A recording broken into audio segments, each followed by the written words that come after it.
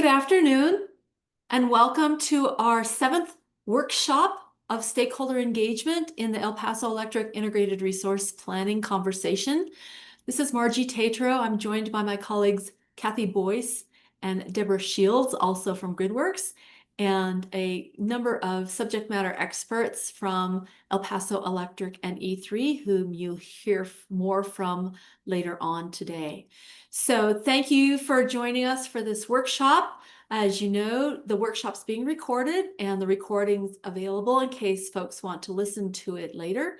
That and all the other workshop information will be posted on the GridWorks website, which is where we have materials for all workshops to date. So you'll see our agenda on the next slide for today. Really, we're focusing again on understanding model results and helping to interpret what those model results mean as we begin to discuss the statement of need and action plan that will be considered by the utility, and then ultimately in conversations with stakeholder, the utility will decide what the statement of need and action plan includes, but stakeholder input into those is a critical part of this process. So we'll review model results and interpretation of those. We've asked the EPE team to clarify the RFP, which is scheduled to be released today for new resources in the short term, and they'll talk about the relationship to the IRP in that clarification. So our agenda after our objectives and review of prior work, we'll ask EPE to clarify what the status is and the scope, the purpose, and the relationship to the IRP of this RFP that's going out probably today. Talk about modeling results, have time for questions. After break, we'll continue interpreting results, and we'll summarize at 3:45 to adjourn at 4 o'clock. So the next slide, please, Deb, shows, as usual, our workshop norms. Please, during presentations, please keep your microphone on mute, hold your questions until the Q&A sessions are called, and then raise your virtual hand so that we can call upon you to state your question. As you know, right just to the left of the React button on your Zoom controls is also the chat button, and we will be using that for very specific input from you all as we go toward the latter end of this workshop. So you might want to take note of where that is. Please be aware when your video is turned on that everyone can see both you and anything going on in the background. So that's just an awareness reminder. Continue to be respectful in your comments and give people the benefit of the doubt, since everyone here is working with good intentions for the best possible outcome. Share your ideas and please leave time for others. Be conscious of that. And you all have been fabulous about these norms, but we just wanted to remind you all in case we have some new participants today. So thank you for that. The next slide is a depiction of the stakeholder engagement throughout this process, all the way from discussing model inputs, designing scenarios, requesting stakeholder modeling runs, and now we're getting toward that column on the right in the light blue colors, which is understanding model results, evaluating the results, and articulating what does that mean for the statement of need and action plan. So you all who have hung in with us since the early part of the process in March, we are nearing the culmination and the end of this through today's workshop, one more workshop at the end of the month, and then you will be able to see the results of your input when the IRP gets submitted in September by the utility. So that's a reminder of you where we are. Let me go now to the next slide and describe one thing we've been doing is keeping track of questions that haven't yet been answered through the workshop series. And especially, I know the last workshop we ran out of time for all the questions. So if you'd like to see what we're calling the punch list of those items over the past month, you can go to our website under workshop number 7 and see that punch list. There were quite a few items already completed. The only 4 that currently are open are the ELCC values for the stakeholder requested demand side scenarios. And also, I think the EPE people will talk about the ELCC study, which is only available through a confidentiality agreement. That will be more details about that, I think, will be described today. Also, there's been a request for some more detailed parameters for each generation technology, which EPE is working on getting loaded into the SharePoint site. There was a question about the social cost of carbon analysis, which you'll hear about today, and also a request to use a common metric, a common financial metric, whether it's net present value or some other, across all scenarios to help with the comparison of results. And so that we just wanted to let you know that we're very pleased with the ability of EPE to respond to these requests for information and make those available to folks. So let's go on to the next slide, please. Deb, I'm going to turn over the conversation now to my colleague, Kathy Boyes, to talk a little bit about what we're trying to do with the Statement of Need and Action Plan. So Kathy, over to you. Sure. Thank you, Margie. Good afternoon, everybody. Good to see you back. You should recognize this slide, I hope, at this point. We've shared it a couple times in a couple different workshop settings. The Statement of Need and the Action Plan, these are the 2 work products that we are aiming to derive from all the modeling and the metrics and the data that we've been combing through. These are really the so what of the result of all of our work together. So the Statement of Need by New Mexico rule code is what resources by type and amount that EPE needs to reliably meet their system needs. Should take a broad view of the evolving needs of the system and ensure the cost effectiveness, the resilience, and meet state policies. And then the second work product, the action plan, specific steps over the next 3 years that EPE will take to implement the resource plan, the integrated resource plan.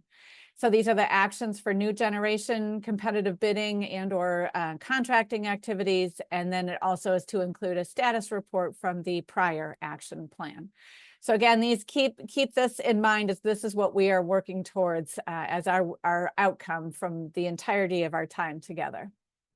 So in more detail on the next slide, the Statement of Need, questions that it will answer, specifically megawatt hours and megawatts, the energy and capacity that EPE needs to meet its system.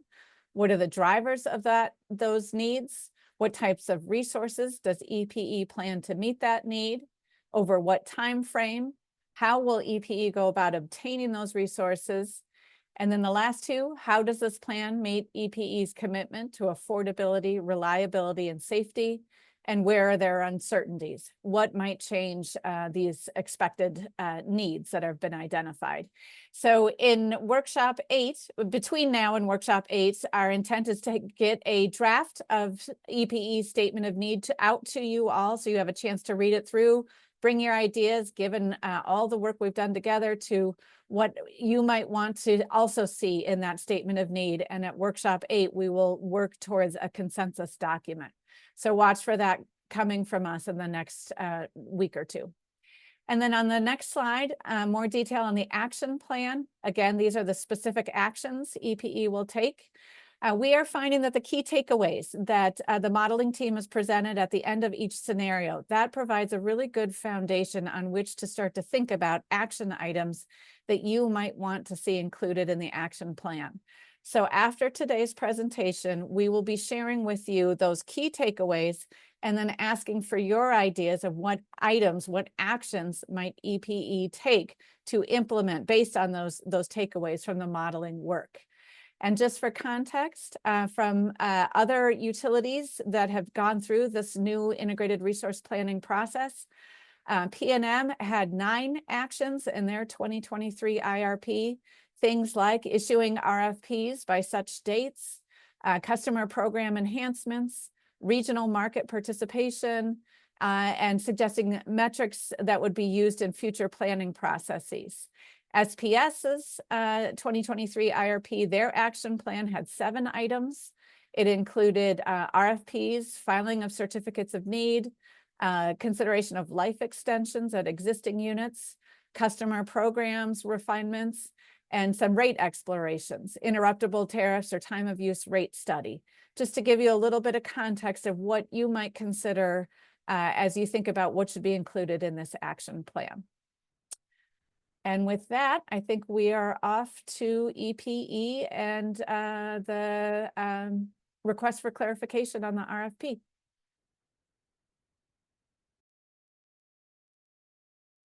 Thanks, Kathy. Let's pause for a moment and see if anybody has questions about the statement of need on action plan.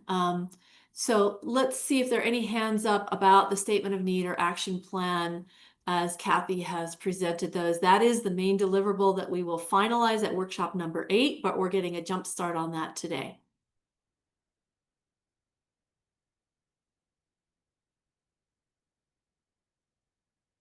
Okay, I don't see any questions.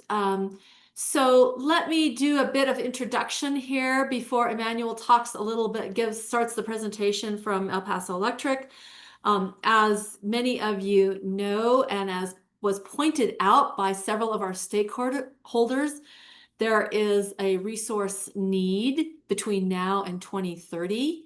And EPE has been working hard to make sure the resources to meet loads are available even before we get finished with this IRP process. So I'd like to turn it over to Emmanuel to give people a little bit of information about what's happening in that regard so that customers can be served even though it will be many years probably before resources can get approved and added after the IRP is submitted. It's a whole different procurement process. But Emmanuel, let me stop there and allow you to describe to people, start your presentation, including that topic, and then we'll pause after that before you go into Ben's discussion about model results. All right. Thank you, Margie. I appreciate it. Wanted to start off again thanking GridWorks. You guys have been great as facilitators for this whole process. We really appreciate it. And a big special thanks to all the stakeholders. I really appreciate how robust of a turnout we've had and what great conversations we've had. And as always, if you have questions, don't be shy about it. Send them all so that we can make sure everybody's on the same page as we're finishing up this process. Is here our agenda for the day, where we're basically going to be focusing the majority of our time on wrapping up the modeling results, the last scenario results, and things like that. Next slide. This is our standard safe harbor statement you all have seen at every one of these meetings. And here is the timeline slide that you all have become very familiar with by now. As you all know, we started off the initial workshops trying to build a foundation of knowledge on basic resource planning terms and ideas, and started to build on what resource requirements are and resource adequacy. And we moved on to where we are now, the heart of the process, which was designing the sensitivities and building the model, and now reviewing the results. And we are nearing the end. So thank you very much for sticking with us through all of this. This is going to be the last of these types of meetings. Our next meeting is going to be in person, July 24th, I believe it is, in Las Cruces, where we're going to be focusing on the development of the statement of need and the action plan with all the stakeholders there in the room so that we can make sure everybody's on the same page. But we made it. We're on the back half of the process now. We're nearing the end. So thank you very much, everyone.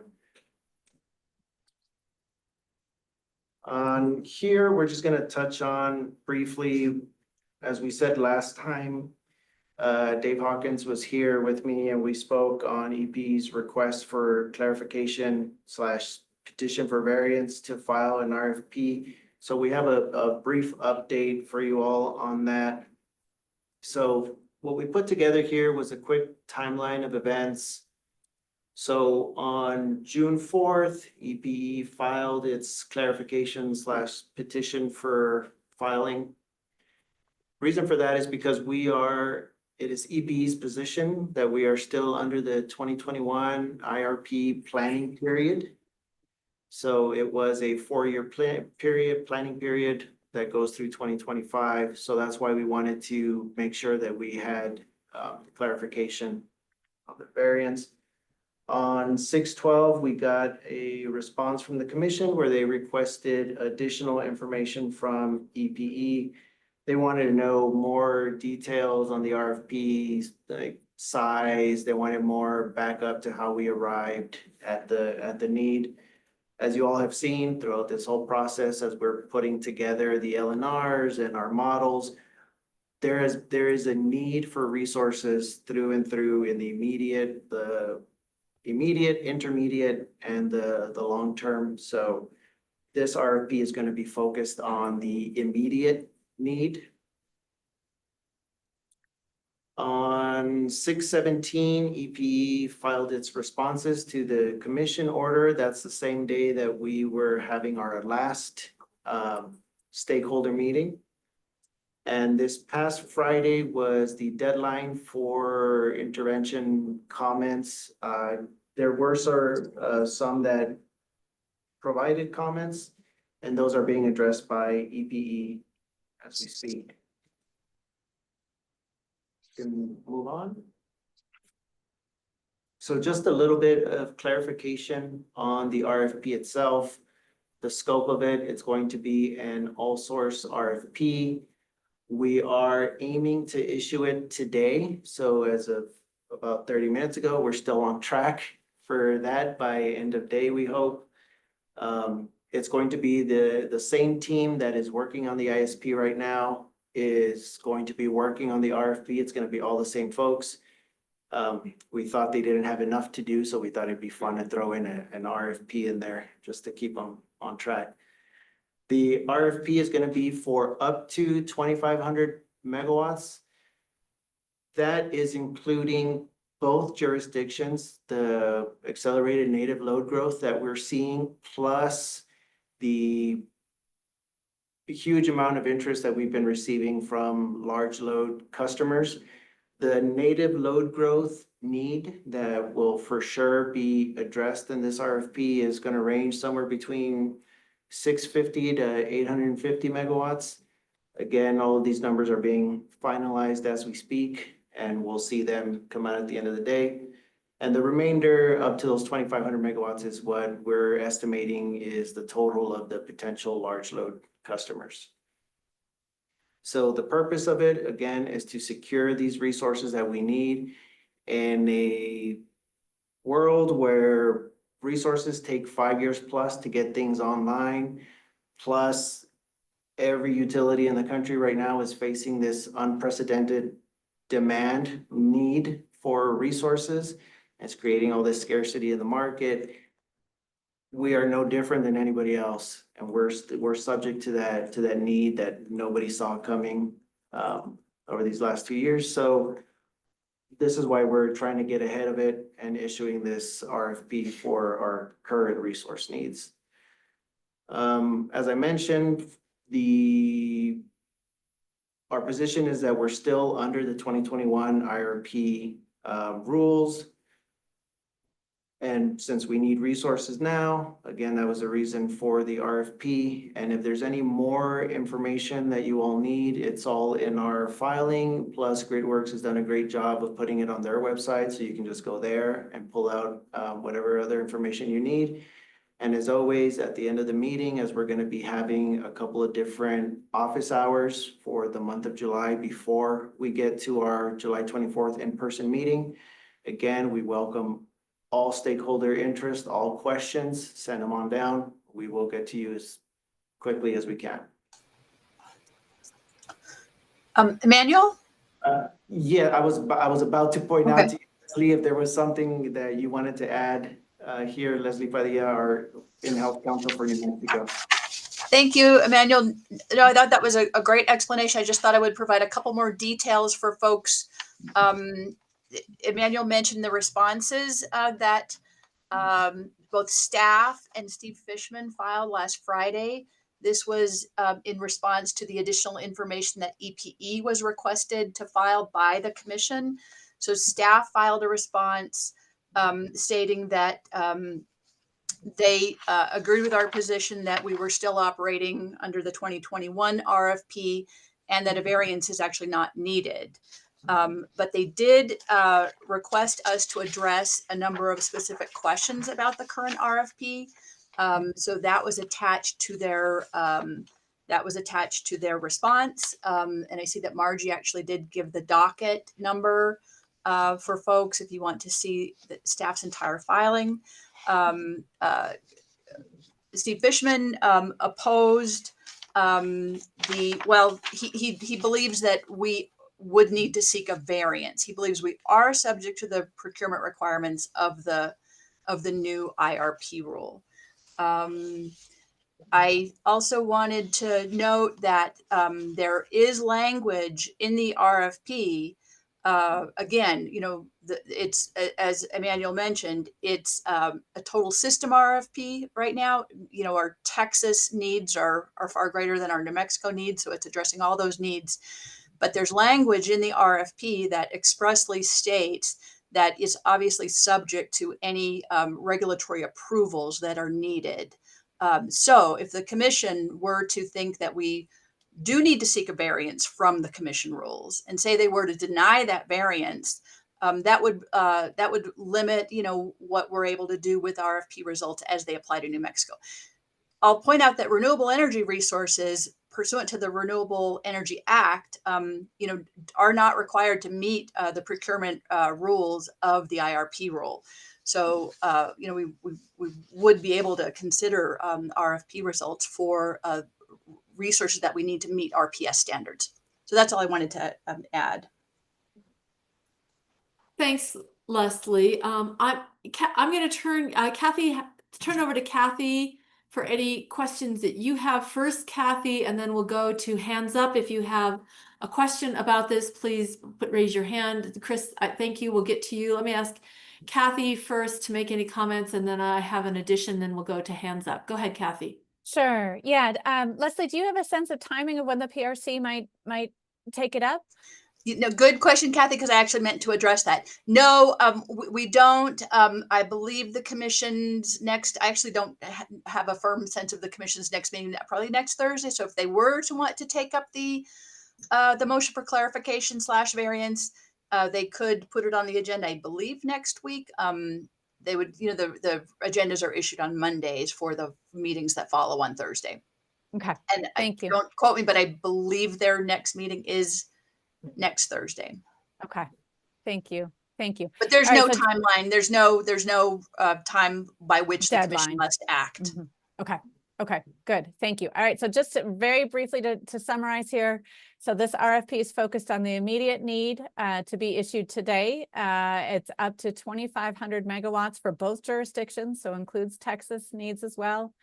About 650 to 850, somewhere in that range, megawatts is for native load growth, and then the remainder for large load customer growth.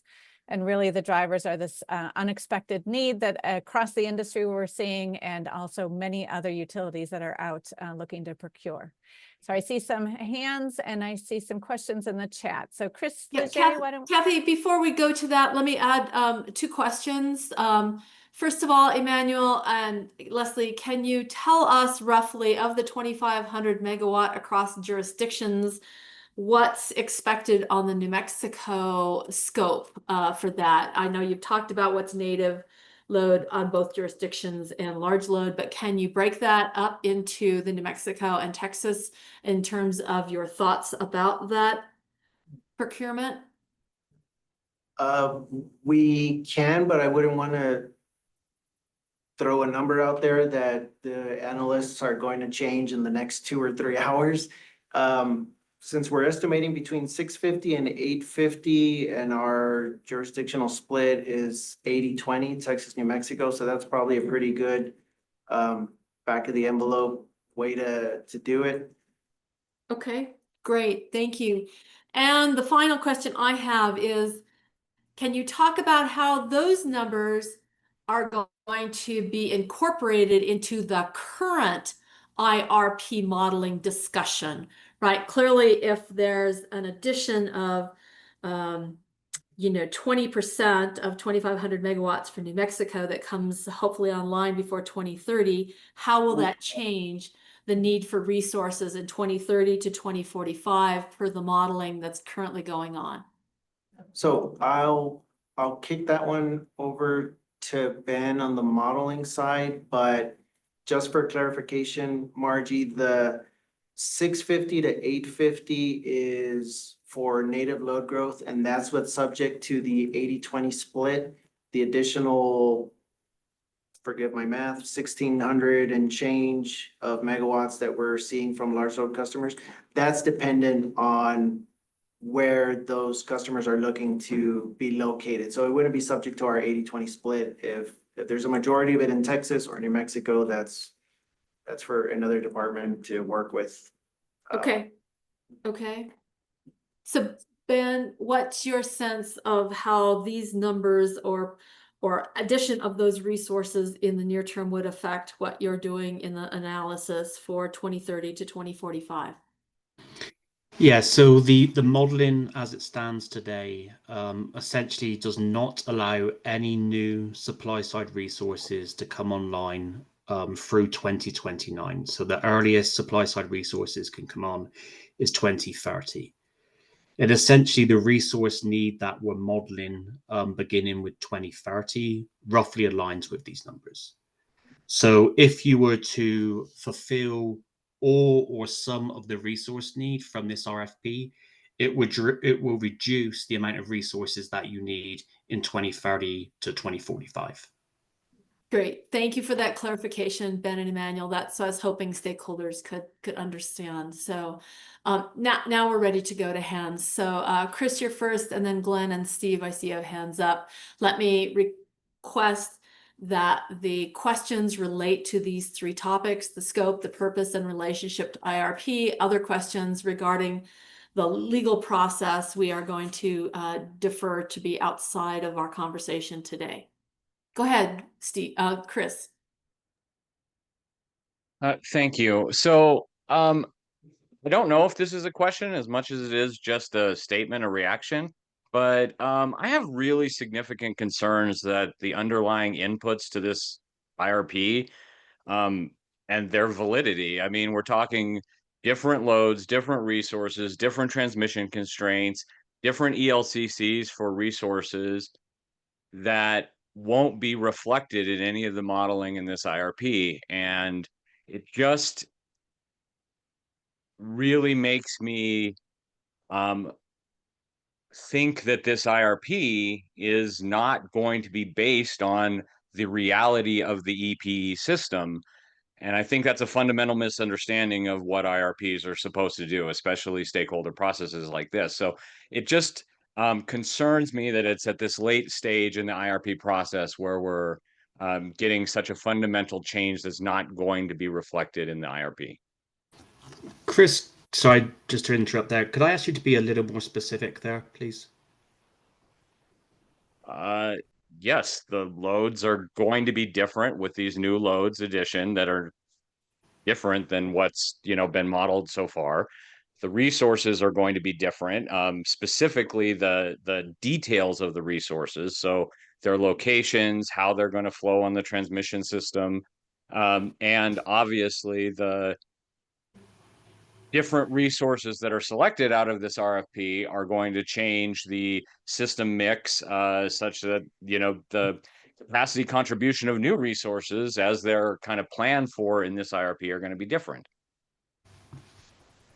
I guess my response to that, Chris, at a high level, and then I'll pass it over to EP as the utility here, is that is how this IRP process is designed in New Mexico.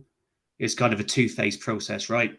You model everything using generically priced resources, generic resources, and then there's like a procurement tied to the back end.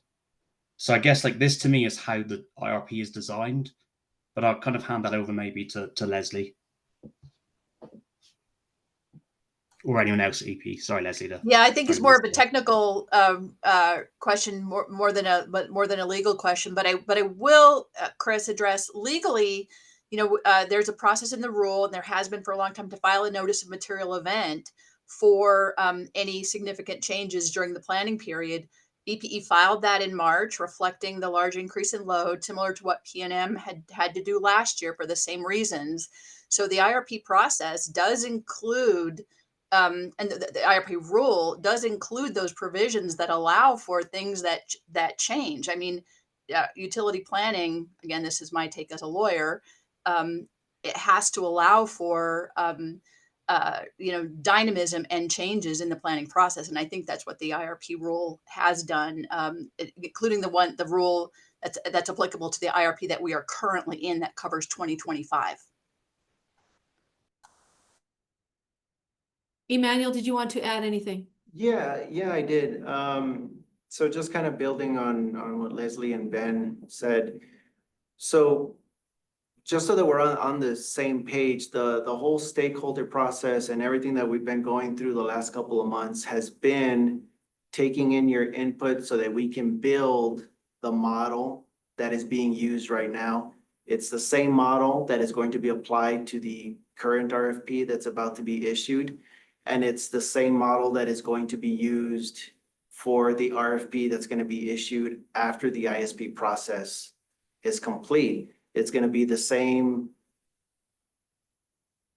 inputs from the EPE system. And as Ben was mentioning, this is the way the ISP process is designed at the moment. Everything that is in the model right now is a generic build, a generic price. It's not until we actually go out for RFP that we can get real world pricing and real world numbers on what's actually available out there.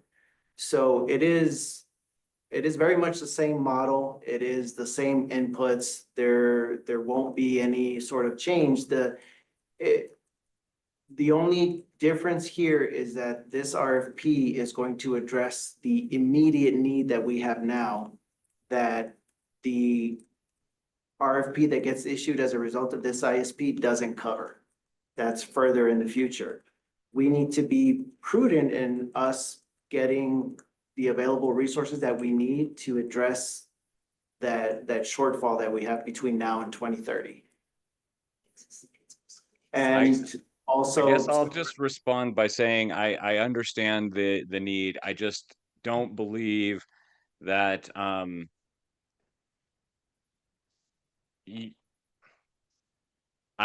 it seems to me that there is a fundamental difference in the system now, after the issuance of this RFP, than 2 months ago.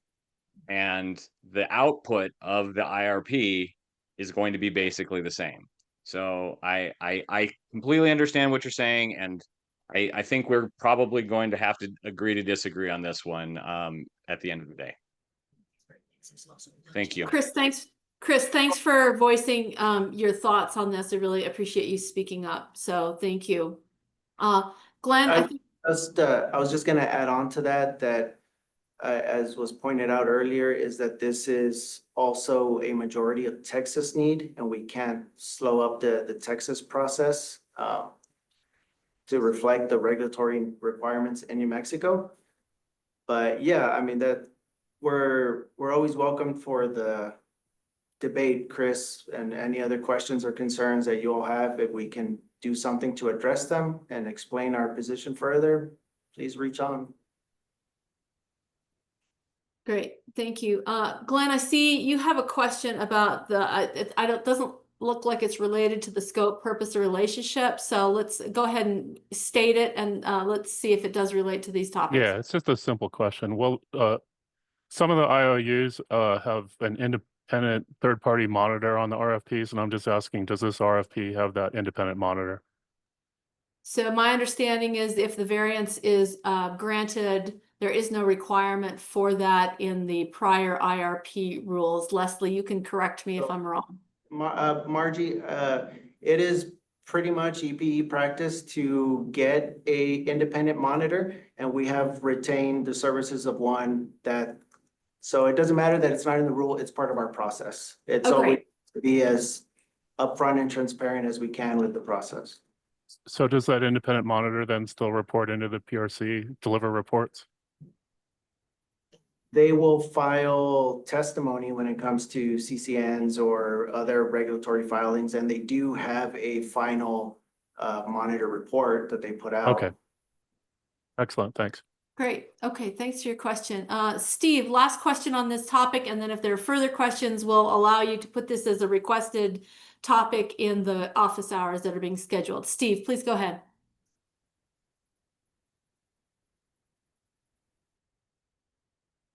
Steve Fishman, are you on audio? Thank you. I needed to unmute. I just wanted to point out that in my comments,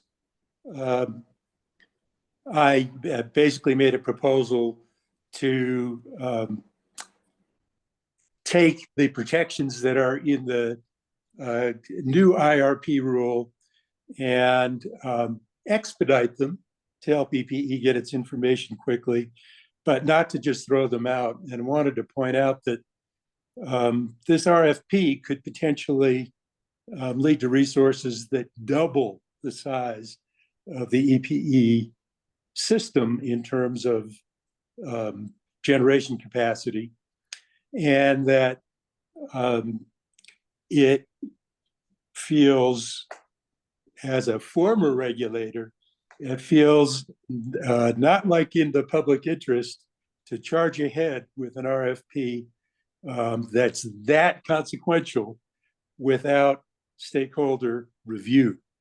And regarding the independent monitor, again, my experience as a regulator is when the independent monitor is reporting to the utility, you tend to get different results than when they're reporting to a regulator.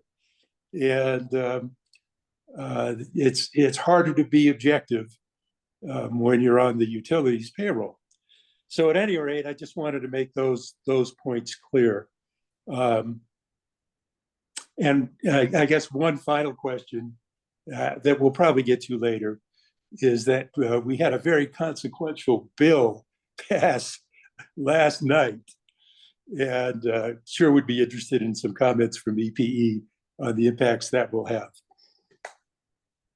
Thanks, Steve. We're not going to go there now. No, I know, not today at all. We're focusing on the model results and statement of need action plan. So you don't think that impacts the statement of need and action plan? We may disagree on that, but anyway, I thought I should raise it. Okay, thank you. Dawn, now you have the last question on this topic, and then we're going to move on because modeling results are awaiting us. Okay, great. I just wanted to call attention.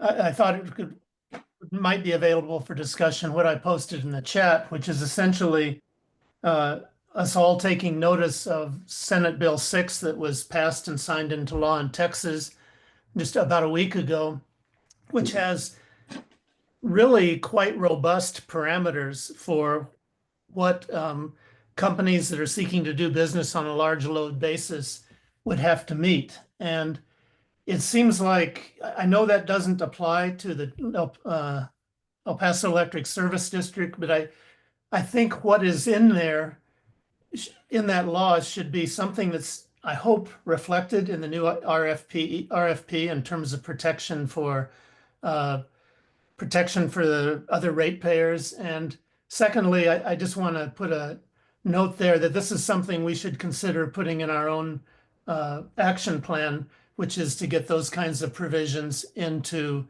El Paso Electric service territory. And I just want to take note, it seems to me that suddenly for these few weeks, the El Paso Electric service territory is really a valuable place to do business because it's not covered by Senate Bill 6. And so this would be a great place for companies to come who don't want to have procurement limits and things like that. So anyway, I just wanted to call attention to it. I don't know when we'll come back to it in the IRP, but I think it's relevant to that. Don, you're exactly right. This is a topic for action plan. Keep reminding as we get to the next process between now and workshop number 8 will be to ask stakeholders for their ideas on action plans. So that would be a good place to submit your suggestion. Thanks. Thanks, Margie. Great. Thank you again. If this is a topic that you still want more conversation about during an office hour, you will have an opportunity later in this workshop to submit that via the chat. Please don't do it now, but there will be a time later in the workshop that we are going to collect ideas so that we can establish agendas for those office hour sessions. So Emmanuel and Ben, let me turn it back to you to begin the conversation about the updated base case modeling and then sensitivity and scenario modeling results. Ben, are you going to share your screen, or you want us to do that? It's probably easier if I do, just to stop you jumping back and forth. Let me...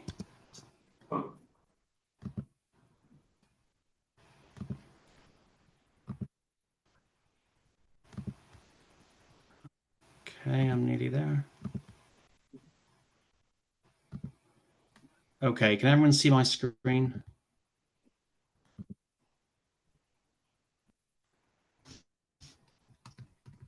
Margie, just confirming, can you see my screen? Not yet. I see a screen, but it's share. blank. It says you started sharing a screen, but it's dark. Let me try one There more you time. go. Yep, you're good. Oh, that was strange. It's not in slideshow mode, but yep, What there about you're now? good. All right, You're good. I did absolutely nothing then to fix the problem, so don't know what happened there. Okay, let me just get to the correct slide. All right, so as we look at the updated base case modeling results, so here just kind of updating the loads and resources table, and right now we're just focusing purely on New Mexico. You'll see right here that we have a kind of similar resource need in 26 through 28, and then it kind of gets out to being about 30 megawatts higher in New Mexico. If you recall from the last meeting, we saw there was actually an overbuild in New Mexico versus Texas. And New Mexico appeared to be overbuilding resources, and Texas building fewer resources than it needed. We did manage to get to the bottom of that problem, and it actually wasn't an issue with the resource build. It was actually an issue with the allocation on the front end, so the size of the resource need. So the kind of 30 megawatts or so we were seeing as New Mexico overbuilding last meeting was actually just a case of the LNR being 30 megawatts short. So now if we look at the resource build, this is here on the New Mexico system at the bottom here. You'll see these numbers are now matching almost to the megawatt. We're around an hour off in 2045. So in other words, all of the resources that are being built in New Mexico are meeting the planning reserve margin requirements. So that continues to be the driving force behind each of the resource portfolios. So just to look at it real quickly, just to highlight here, this is the New Mexico only system. So in 2030, in the kind of least cost plus REA case, we have 189 megawatts of solar generation, 705 megawatts of 4-hour lithium-ion battery energy storage, and just 4 megawatts of new wind generation here. And as we extend out over into time, I won't read them all, but going out into 2045, we have just over 1,000 megawatts of new solar, total 863 megawatts of 4-hour lithium-ion, and then 108 megawatts of wind generation. And if we look down here at their effective load carrying capability, that goes from 254 megawatts up to 538 megawatts. So that's really just the only change from the last meeting. No significant changes, I believe, on the resource size. It was mainly on the loads and resources table. So as we move over to the sensitivity analyses, again, just kind of quantifying here that these modeling results are still kind of preliminary and draft stage. We're constantly going through QA, QC in these modeling results, and they are subject to revision in the next meeting or in some of the coffee hours that we have scheduled. Do want to flash this up. It's bolded, it's underlined. It is a important difference in this meeting compared to last meeting. In the last meeting, we were presenting alternatives, so alternatives to supply side resources that did not have any cost assumptions attached to them. So demand response, for example, we evaluate demand response as a cost saving or as a cost benefit to the system. In this bunch of scenarios, the other alternatives do have costs assigned to them. So rather than looking at cost benefits here, we're looking at cost savings or cost increases for these alternative scenarios. And I'll kind of explain the difference as we go through these next few slides. So first, the remaining stakeholder kind of input request here, which was a social cost of carbon or a carbon tax to be incorporated into the modeling.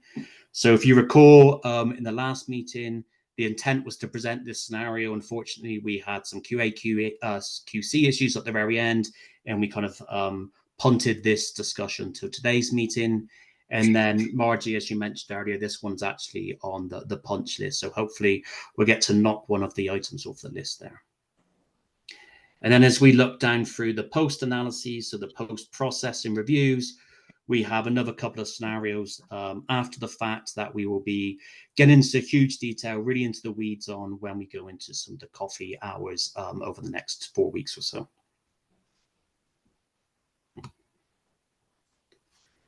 This is just showing kind of the metrics as we're comparing the modeling results. So we're comparing the sensitivity, for example, in this case, we're showing the residential demand side solution. But for today's scenario, for example, we would be looking at the social cost of carbon. We'll talk very briefly about the modeling assumptions that are embedded within the scenario or sensitivity we're reviewing. And then we'll talk about the case that we're comparing it to. So the base case typically being the least cost plus the REA. And then we have a number of high-level metrics that we'll be reviewing in these workshops, namely the difference in resource build from both a nameplate and an accredited capacity basis on both a system-wide basis and a New Mexico-only basis. Also, we'll look at the change in generation mix, so the change in energy that comes out of these new portfolios. And then finally, looking at the change in annual system costs on both a nominal basis and a net present value basis. So these are really kind of the high level kind of metrics that we're reviewing in these meetings. And then when we go into the coffee hour calls, we're happy to kind of jump into more granular details, get into the model a little bit more detailed, look at maybe some hourly or monthly type data.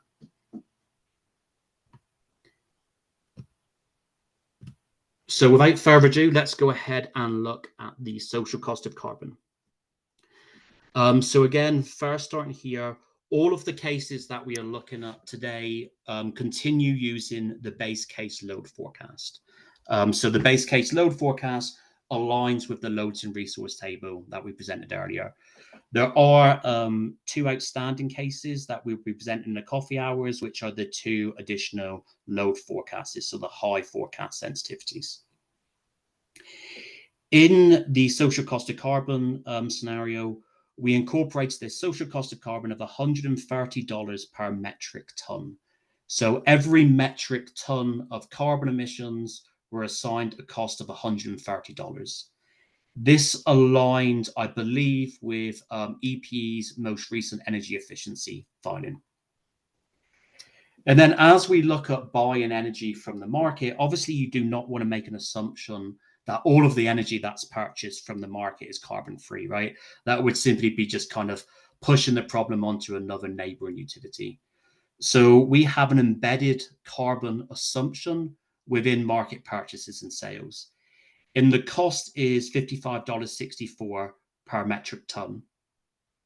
excuse me, $55 per 64 per megawatt hour, excuse me, of energy purchased or sold to and from the market.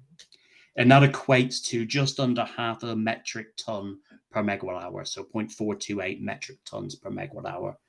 That number is based on some work E3 has done in the past, looking at the carbon intensity of the Western markets.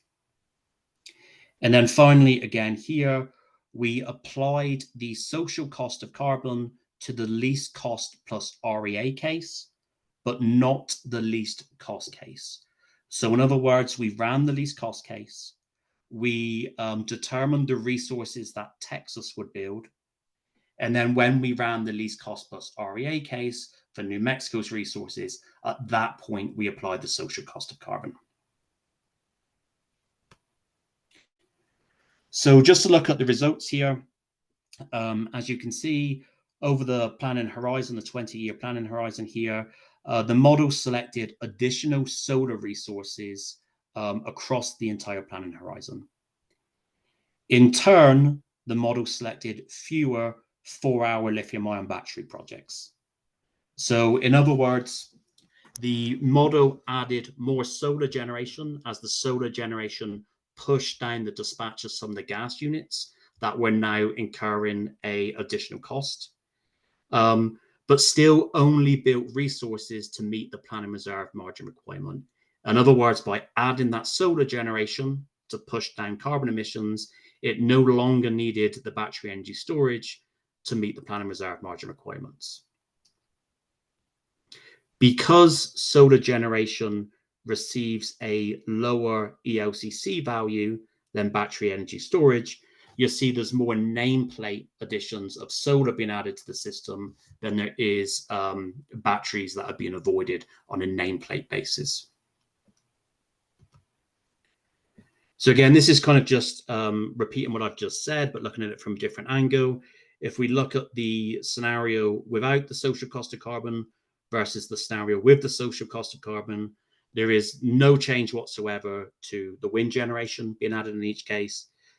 There is no change to gas generation being added in each case, for the simple reason there is no gas being added in New Mexico in these scenarios. And you'll see approximately 300 megawatts of additional solar being added, slightly reducing to 243 megawatts over the planning horizon. And then through 2045, less battery energy storage being added. The only kind of nuance to this is in 2045, you actually see those batteries coming back in that were initially avoided. We think the reason for that being is in 2045, New Mexico has a 100% carbon-free requirement, and I expect the model needed those batteries for reliability purposes.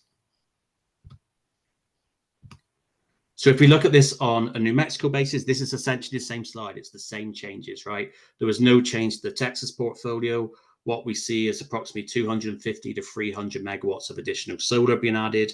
And through 2044, between 120 megawatts of storage going up to 200 megawatts of 4-hour lithium-ion storage being avoided. And then in 2045, kind of just rebuilding that storage that was initially lost. Only so many ways to look at this, but again, this is cutting it from an accredited capacity perspective this time, not a nameplate perspective. And this really just confirms what I just said. So you're avoiding more solar on a nameplate basis because it has a lower ELCC than batteries that has a higher ELCC value. So you see, even though you're building more solar, you're actually getting the same ELCC value out of the solar as you're avoiding through the battery energy storage. And this continues almost to the megawatt, a couple of variances in each year's through the kind of 2043, 44 timeframe when you see the model ramping up a little bit to meet New Mexico's 2045 requirement. And if we look here just on the system accredited capacity basis, this is showing you the same thing. Essentially, the model continues to build to the planning reserve margin requirement. So in other words, it is not overbuilding resources to drive carbon emissions down. It's still building resources to meet the PRM. And you're just seeing solar being added at the expense of battery energy storage through the last 2 years of the model. Same on a New Mexico basis, again, same slide. The only changes are to the New Mexico portfolio here. So nothing new to report on this slide. And then finally, if we look in the change in generation mix here, now we're operating this on a system-wide basis. So we're looking, how does this impact the system by having the social cost of carbon? And what you're going to see now is fewer gas generation resources being dispatched, or gas generation operating at a lower capacity factor. There's still the same amount of gas. There isn't any changes to gas additions. It just means the gas that's on the system is running at a lower capacity factor. Your batteries are cycling more. So you're seeing the batteries being charged and discharged more often. And then you have a little bit more solar coming on the system, which helps decrease the amount of gas generation. And if we look at this from a cost perspective, obviously the cost here is pretty substantial. So approximately on an annual basis, you're looking on average around about $270 million of additional costs. So if you follow this kind of black line, it obviously goes up and down over time. But this is kind of assuming that embedded cost of $130 per metric ton is a real cost. So obviously the vast majority of the costs here are driven by that imputed social cost of carbon. If you look at that over the planning horizon through 2045, it adds about $5.4 billion of imputed costs to the system, or approximately $3 billion on a net present value basis. So to kind of look at the key takeaways here, New Mexico has a 2045 carbon-free requirement. So there is no new carbon-emitting resources being added in the least cost plus REA case. So that's why you're not seeing perhaps the impact that one may expect from introducing the social cost of carbon. Essentially, you can't avoid new gas generation resources because there are none. Again, just quantifying here that we're adding the social cost of carbon at the least cost plus REA phase. So this is not impacting the Texas portfolio. And the model could technically overbuild carbon-free resources to offset carbon emissions of the least cost portfolio. But what it's really doing is it's just adding enough resources to meet the plan and reserve margin requirement. And it's changing the mix to do that ever so slightly. It's adding more solar and fewer battery energy storage resources. And in total, it adds $5.4 billion of nominal costs on the system-wide basis through 2045.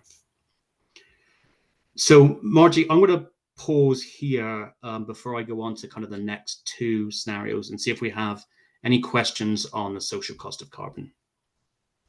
Great, thanks, Ben. We'll start with this scenario, the social cost of carbon, and then Ben, we're also going to take questions that people might have had on the two demand side resources scenarios that were presented at the last workshop. We had a couple of leftover questions from that. So let's take the full set of stakeholder requested scenarios. First, we'll do the social cost of carbon, and then if folks have questions about the commercial and industrial and the residential demand side resources, we'll tackle those as well. Cynthia, I see your hand up first.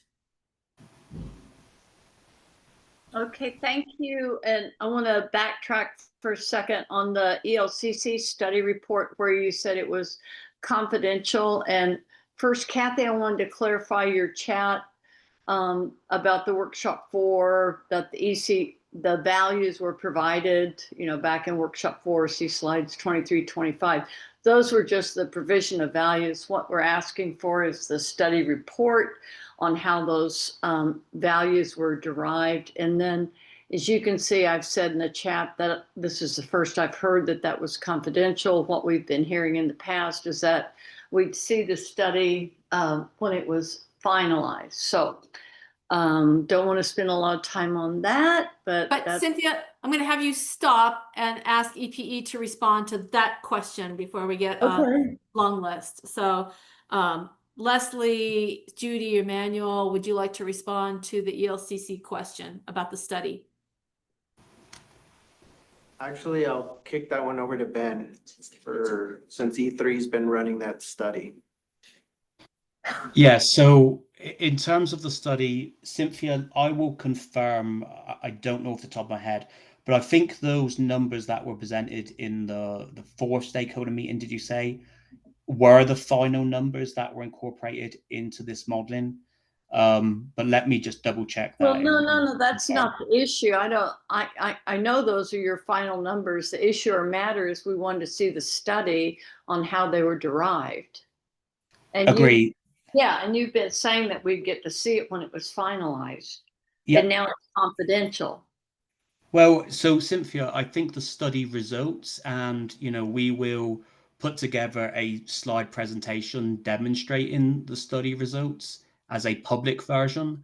But if you want to go into all of like the work papers, the inputs, the assumptions, the kind of more commercially sensitive information. I don't want to go. I don't want to go from here are the values we use to then the deep dive into all the work papers and such. I want to see the report, and I think if I could, I don't know if there's some confusion about this, but you stakeholders can access confidential information. Cynthia, there'll be a confidentiality agreement signed. I mean, I think that's been standard in other IRP processes when there is confidential information. So it will be available upon signing a confidentiality agreement. Okay, I'm just saying that this is kind of a surprise. We've seen ELCC study reports in other IRP processes with the other 2 utilities. So can we go back to slide 12? Yeah, so Cynthia, maybe just before we move on, I think what may be good, we don't have to do this now, but what may be good between GridWorks, ourselves, and stakeholders is to understand what stakeholders would like to see in that final report. Because I want to make sure we're not just talking past each other in kind of what your expectations and final report is and what mine are. So maybe we can just kind of align on what's wanting to be shown, and then we can determine the confidentiality restrictions there. That would be a nice, way to go, Ben. Thank you. Then if we can go back to slide 12. So I've had a chance to run through the deck, the 80 slides, and I'll just say that I land here on slide 12, as this is really the kingpin of what some of us, our stakeholders, have been focusing on and working on in regard to the world of demand response and distributed energy resources. And so in a nutshell, what you see here in 2030 under nameplate, when you don't have gas, but when you go with meeting the New Mexico portfolio standard, you're going to have 898 megawatts of solar and battery, 700 megawatts of battery. And that's going to give you, when you take it through accredited capacity or the ELCC process, that's going to give you 254 megawatts. Well, it's not quite a 4-to-1. That's significant. 900 megawatts of battery and solar to meet 250 megawatts of load is not what some of us believe is the New Mexico preferred solution or the New Mexico preferred plan. And we've been hoping, praying even, that there's going to be this breakthrough at some point where we're going to see a preferred plan for New Mexico, at least, that has significant demand response and distributed energy resources. And, this capacity of, so that's where some of us are at. That's where I'm at for staff, that 900 megawatts of solar and battery for a 250 megawatt load is going to be hugely expensive, and it is not a preferred resource solution for New Mexico.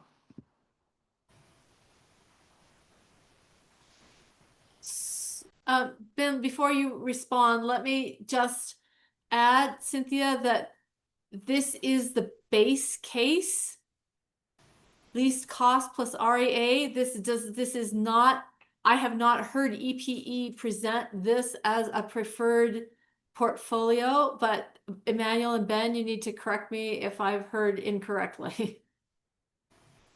No, you've certainly not heard incorrectly. My kind of thought process is to go through these modeling results. We have the base case, so kind of like the initial modeling results based on the inputs and assumptions, which is this slide here, the base case. Then we go through all of the modeling exercise to see different scenario sensitivities. We see how it impacts the portfolio in terms of resource build, how it impacts resource portfolio costs. And from there, you kind of hone in on I don't even want to say a preferred plan, but a list of actions that would come up with your preferred plan.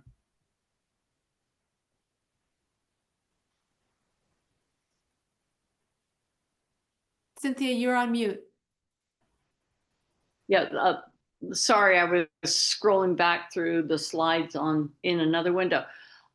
Okay, and just, I'm hanging in there with you on this because I think you're doing some incredible work on DER and demand response, and completely supportive of it.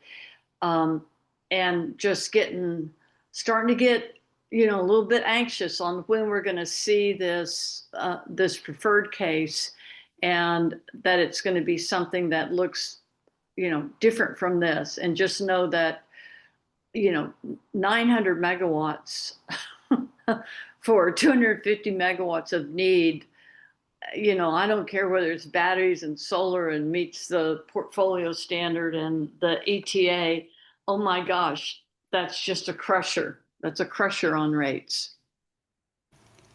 No, and I completely agree, Cynthia. And I think if we go back to what meeting are we in now? 7. So if we go back to meeting 4 or 5, I think there was a slide in there that I had which basically said, hey, add in we're overbuilding the system by this much solar and 4-hour lithium-ion batteries. We've seen it in PNM, we've seen it in SPS, is just cost prohibitive. Yeah. Okay. So I don't disagree with you, but I just think we've got to get through this modeling effort. And I think we're at the point where we're just wrapping up the modeling now. Okay. And from here, you can build those kind of assumptions. Okay. And then in terms of the 2 memos I sent you on Friday about questions and comments on the CNI sensitivity and the residential DER sensitivity, let's hold that discussion for tomorrow, and maybe we can have then a discussion that focuses on how do you take, say, this slide 12 and develop, a preferred plan that has a strong DR element, at least for New Mexico. Okay. I know we can't really force EPE to, give up gas for Texas as much as we'd like to, but at least for New Mexico, let's make this slide look different and have it be, a preferred resource strategy with a DR element. Thank you for the time. I really appreciate it. So yeah, Cynthia, I'm going to ask you to put, when we get to the end of the workshop, list that as a office hour topic you'd like to cover. And I'd like to just reiterate that slide 12 is not a preferred portfolio slide. Slide 12 is a base case. And we're still interpreting results from the other scenarios before there can be decisions or actions. So just keep that in mind. And thanks for your comments as always. Okay, thanks. Sure.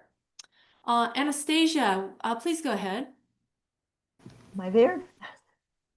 Hi. Yes, I can hear you. So Ben, I thought last time one of the one of the things that you modeled with no cost that I thought was going to be addressed in this meeting is the Eddy County tie line costs for and I don't see anything like that in the going quickly through the slideshow. I don't see that. When is that going to be addressed? That was Those something will, yeah, you said sorry. it was you said that it had been modeled with only benefits, no costs, which obviously does not get you very far in the real world, right? Correct. Yeah. So the plan for all of the kind of the scenario sensitivities was we were going to just kind of present them at this high level during these meetings, and then we were going to schedule these coffee hours over the next month, where we could say, okay, on today's agenda, here are the 2 or 3 scenarios that we're going to be looking at, and then we would take a deeper dive into each of those scenarios, including Eddie, for example, where we would say, okay, these are the assumptions that we did in the modeling. This is, if you take a deeper dive into the results and you start seeing what's the break-even cost of the Eddie transmission build-out, what is the expected cost, we could kind of look at those dynamics and see how it impacts a cost savings as opposed to a cost benefit analysis. So what we're looking at today, does that have that work embedded in it, and you're going to describe it in a future meeting, or is that going to be another iteration of the modeling? Sorry, Anastasia, could you just be more Yeah. specific there? So Sorry. are the numbers that we are looking at today, do they now incorporate assigning costs to Eddy County, or are we still not even at that step? They do not add costs to Eddy County on this one. Just to clarify this earlier point, the 4 scenarios that we're looking at today that are completely separate scenarios from the last meeting, these do have costs embedded within them because they inherently need costs by nature. So in other words, to model a social cost of carbon, we have to have costs embedded within them. We can't just do a benefit analysis. To model high and low gas prices, we need to have system costs. So we've had to take a little bit of apples to oranges comparison in the 2 different meetings. But the hope is to obviously, put all of this together over the coffee hours meeting, and then when we come to present the final modeling results, we would have kind of a chart, a graph, a table that shows the comparisons from each scenario on an apples to apples basis. Okay, well, other than the Eddy County tie at this point, what scenarios, whatever you want to call them, are still not addressed in terms of costs? Which ones are still cost Yeah. free? So I the just want to 4 know where that we're at. When we look at these numbers and try to memorize them all, where are we at?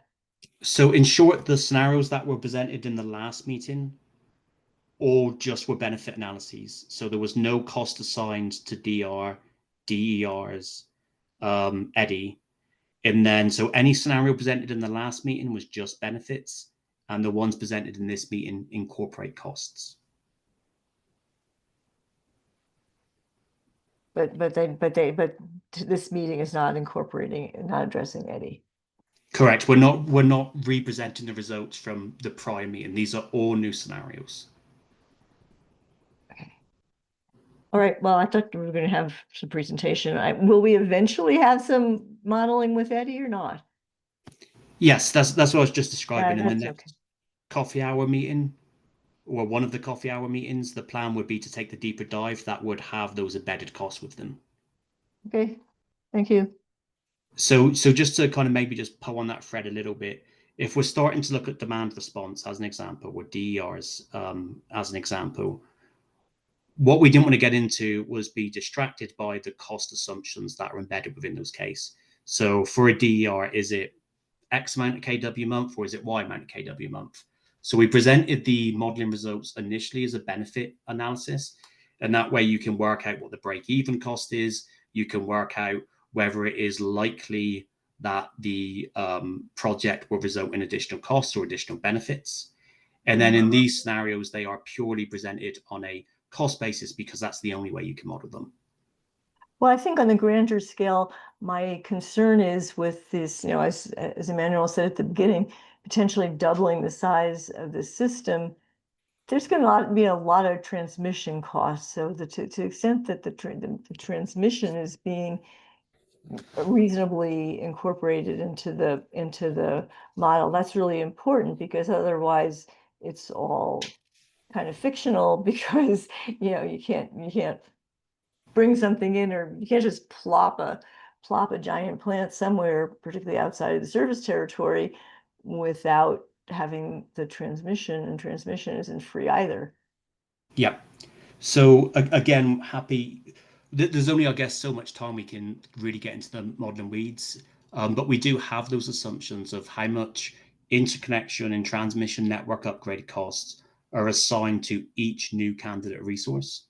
So we can certainly kind of look at those cost assumptions. I would say, and this goes back to kind of when I was kind of asking Chris earlier some of his questions on like generic assumptions versus actual RFP result.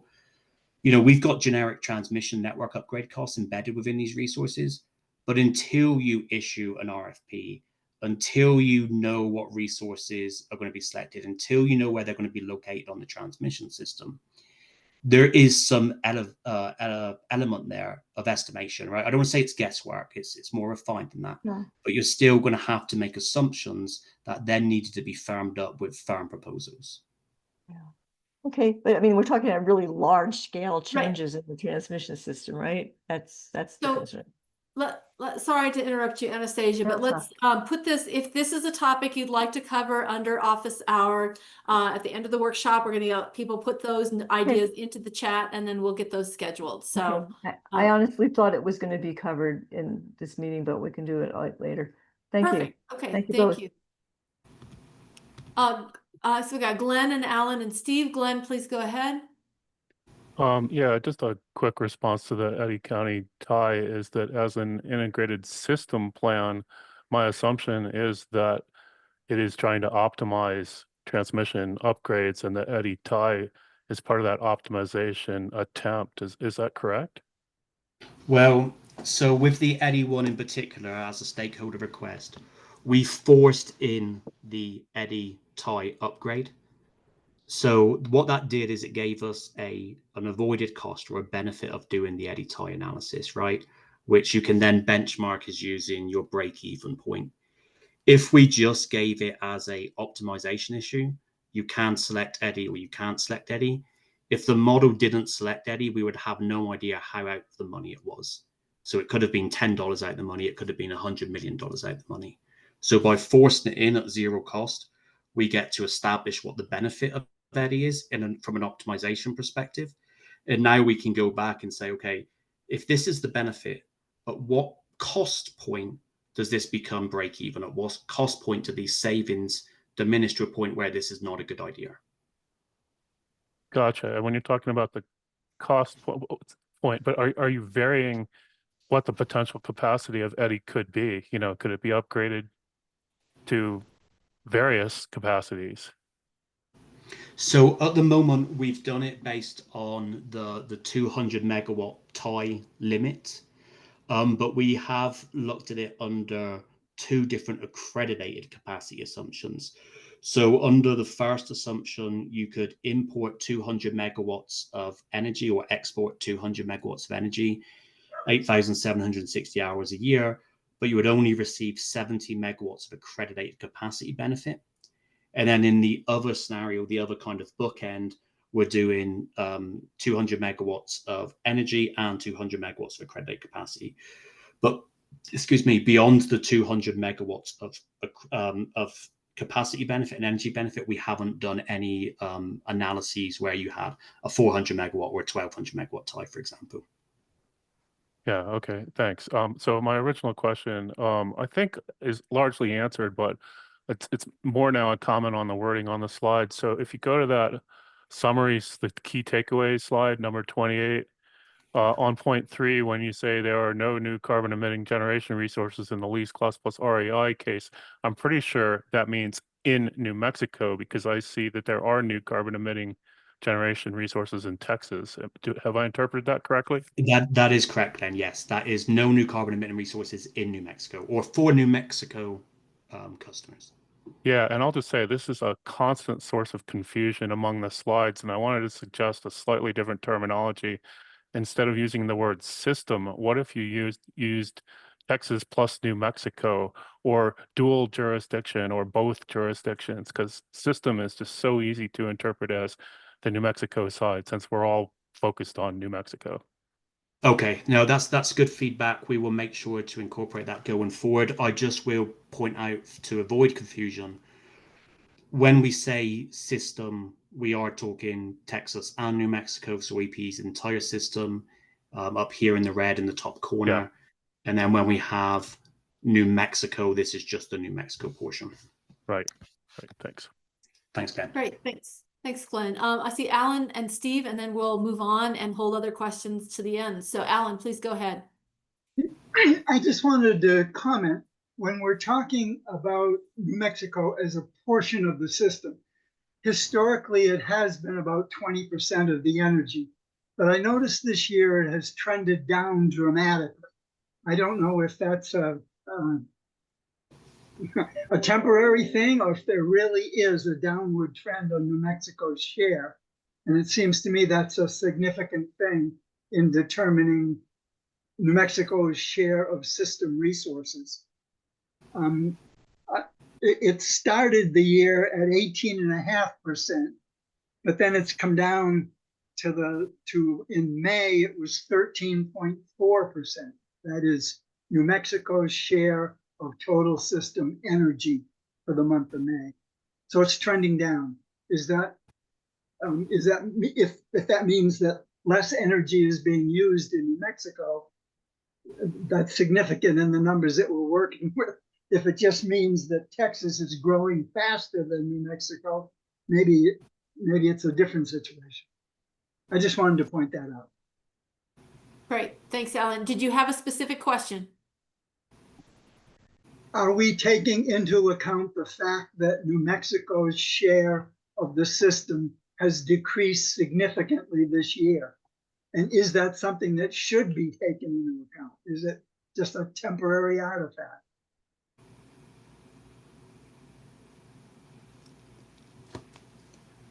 So Do we have, sorry, Ben, I was gonna say, do we have Jim or George from our forecasting on the call?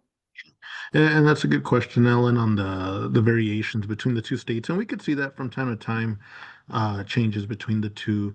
Now, as with regards to how they impact resource planning, as trends change over time, they may have impact on our forecasts. So if you see one jurisdiction growing at a faster rate or actually contracting, typically, historically, they've been both contracting, but occasionally one state outpaces the other. Usually Texas has been outpacing Texas, but seeing some abnormality within a month or two, it's not uncommon. But yeah, those will definitely fall into our history that we use to produce our overall load forecasts. And I would say that in addition to just energy, you're describing energy, we also have to look at capacity or peak demand, which we'll look at between the two jurisdictions. So we're looking at demand and energy as well. Thank you. Thanks, George. Welcome. Steve, go ahead. And then Anastasia, we're going to hold your question till later, but please, Steve, go ahead.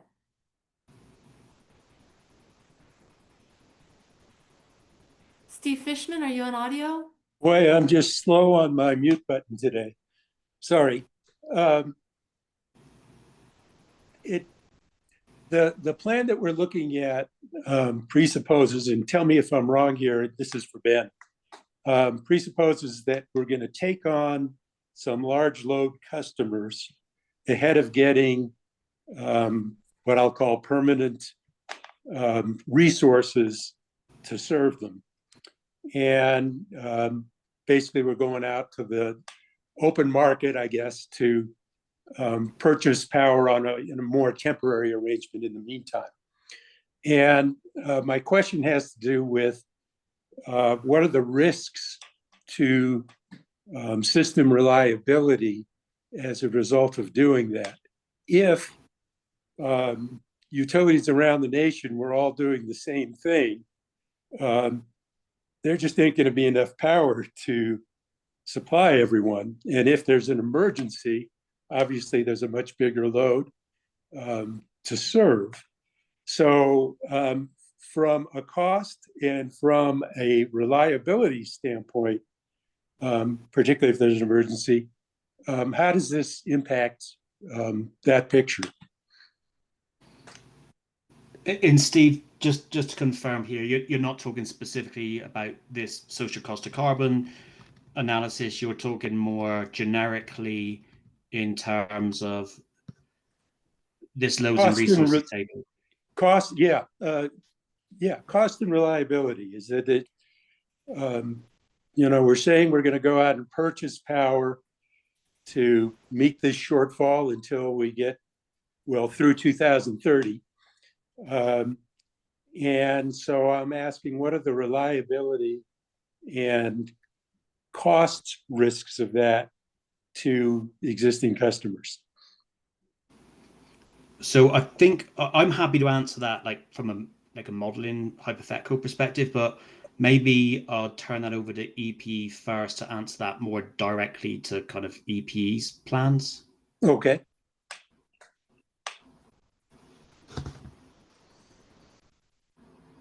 I was gonna defer over to Jim or someone else on the line. Can we put a pin in that one, Steve, or send that over to me in the chat so that I can get you the better answer? Okay, and I'll put that in the chat, but I think that's a really critical one, and that needs to be addressed as we go forward. Great. Absolutely. Okay, thanks, Steve. Anastasia, what's the topic of your question? Can Hey, it wait till the next Margie? 2 minutes? Yeah, go ahead. Mark, this is Jim Sheast. I'm sorry, I was having my own unmuting difficulties. I just wanted to clarify something, Steve, in your question. It sounds like you interpret correct me if I'm wrong, the RFP, this RFP that we're putting out right now to be like temporary resources or something other than actual long-term full life's resources. Is that the case? Because that's not, and Emmanuel can straighten me out, but that's not what we're doing here. We're not talking about a short-term fill. We are talking about, we have a near-term need, right? That we expect won't continue on at that same trajectory into the future. But the resources we're procuring to serve it are not short-term resources. They're full life resources. Is that right, Emmanuel? Yes, you're correct. So, Jim, it seems to me, what's your definition of short-term versus permanent? Because we may be applying different definitions here. So, Steve, you use the word, so so I was just saying it sounded like you were thinking. It sounded like. Go ahead, Margie. I think this could be a long theoretical conversation that's not related to model results currently. Steve, this is another topic that is relevant to action plan of fulfilling resource needs between now and 2030. So Leslie wanted to add, but I think I did want to add that in the work that George Novella and Entity Sota did to explain load forecast, when it came to large load customers, new economic development, they considered only customers for which we have a reasonable certainty that the load will materialize. So that's what's in the, I might get the term wrong, that's what's in our modeling for the base case, I believe. Ben can correct me if I'm wrong. So load for which we have a reasonable certainty that it will materialize based on some kind of an agreement. So this isn't all speculative. Yeah, we'll need to get into it deeper. And, Margie, I think you're correct. It takes a little more in depth to be sure we're not talking past each other on this one. And it gets a little subtle. So right. Okay, so let's handle it going forward. Yeah, and it is related to an earlier question, not today, but in a previous workshop from Anastasia about the plan for meeting resource needs between now and 2030. And that's that ties in the RFP, it ties in going to market, ties in reliability and rate issues. So this will come back in our action plan discussion. Great, thanks, Steve, for voicing it. Anastasia, what's the topic of your question, please? This is George's response to Alan's question about the ratio of load for New Mexico. I think it's a short one. Okay, go ahead. Okay, so George, I just was wondering, isn't that drop? I mean, part of the drop, obviously, in May would be because solar production is high, but more broadly, isn't that a reflection? Isn't that going to be a recurrent theme as we go to the 40% and then 50% in 2030 of energy that needs to come from renewable resources? you know, I'm thinking like in terms of the fuel cost statement where we get the 20%, but there will be a lot more dedicated New Mexico resources, so that 20-80 split is going to look different because that's sort of the remainder of the resources, the non-dedicated resources. At least that's how I've always understood it to be. But Ellen was just talking about retail sales breakdown between the two states. I didn't realize it was going more at what you're describing. And can you address what I'm describing in terms of how, or maybe Ben or somebody else can, you agree with what I'm describing, right? No, I guess you I gotta don't? better understand your question. In terms of Mr. Downs, I just thought he was talking about a breakdown of energy sales between the states as he saw some months that where New Mexico's share has decreased. I haven't confirmed that, but he was asking if those are going to be taken into account was what I understood. Okay, because I think what he was Okay, talking and the about station, is what you see in the fuel clause statements, the cost allocations. And I guess I could ask you or Ben to explain whether that the traditional 20-80 allocation applies to the modeling, or whether somewhere there, you know, somehow somewhere we're seeing differences because of the fact that essentially EPE is already fairly well along the way to having different portfolios for the two jurisdictions. So I can take that from a modeling perspective. Thank you. Just maybe to tie, because I think we've got maybe two different conversations going on here, just to tie it all into the model. So for our energy forecast, which is just retail sales, so doesn't include any cost allocation, doesn't include net of solar production, just retail sales, we have a long-term projection in the model over the 20-year planning horizon that is provided by George's team. In that long-term forecast is not hard-coded at an 80-20 split. It does change year upon year based on George's load forecast. Then when we come to pick the resource portfolio, we have two different drivers that determined whether a resource will go to Texas or whether it will go to New Mexico. Now, I do have a slide for this in a prior presentation. If it's a capacity-driven resource, so it's a CT or it's battery energy storage, it will go based on the loads in resources table or the capacity need split between each jurisdiction. So if, for argument's sake, New Mexico had a 100 megawatt capacity need and Texas had a 100 megawatt capacity need, those resources would be allocated 50-50 across the jurisdictions. And then for resources above the capacity need and energy resources, they're based on those retail allocation splits. So, if it's a solar resource being built, it would be based on 80% to Texas and 20% to New Mexico, unless it was being directly assigned to New Mexico for RPS requirements. So there's a lot there to pack down, which is extremely challenging to describe verbally. But I do have a slide I can bring up maybe towards the end of this meeting and show you that. Okay, I just think that 80-20 should be changing as more of it is, dedicated. That's all I'm trying to get at. great, thank you. Thank So you. Ben, we got to regroup to get our momentum back on presenting model results. We are going to take a 10-minute break. It's 2:34, and give folks a break for 10 minutes to 2:44, and then we'll launch back into the additional model results from the other scenarios and sensitivities, if that's okay with you, Ben. Absolutely. Okay, let's take a 10-minute break. We'll be back at 2:44 in 10 minutes. Thank you.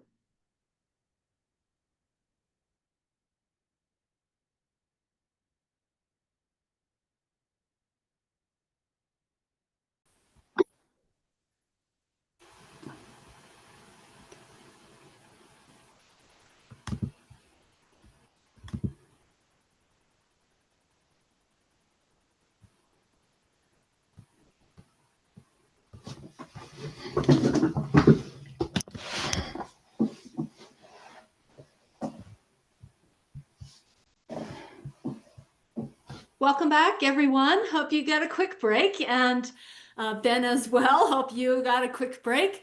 What we'd like to do now is return to Ben's presentation of modeling results. Ben, I'm thinking that if we go for another 30 minutes of presentation, we'll hold questions on the rest of these sensitivities till the end, and then try to field as many questions as we can during the workshop. So feel free to begin when you're ready, and if you need to skip some details to focus on the takeaways, that's okay. But I think 30 minutes should be sufficient. Do you think, Ben?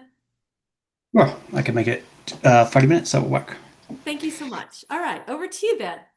Okay, so the next two scenarios that we're going to look at are low and high natural gas and market energy price forecasts. So in these two scenarios, essentially we're looking, as I just described, a low and a high natural gas price forecast. The low being 90% of the baseline costs, and the high being 110% of the baseline costs. And because market energy prices are typically set by the marginal unit, which is often a gas unit, we've also assumed that an increase or decrease in natural gas prices also increase.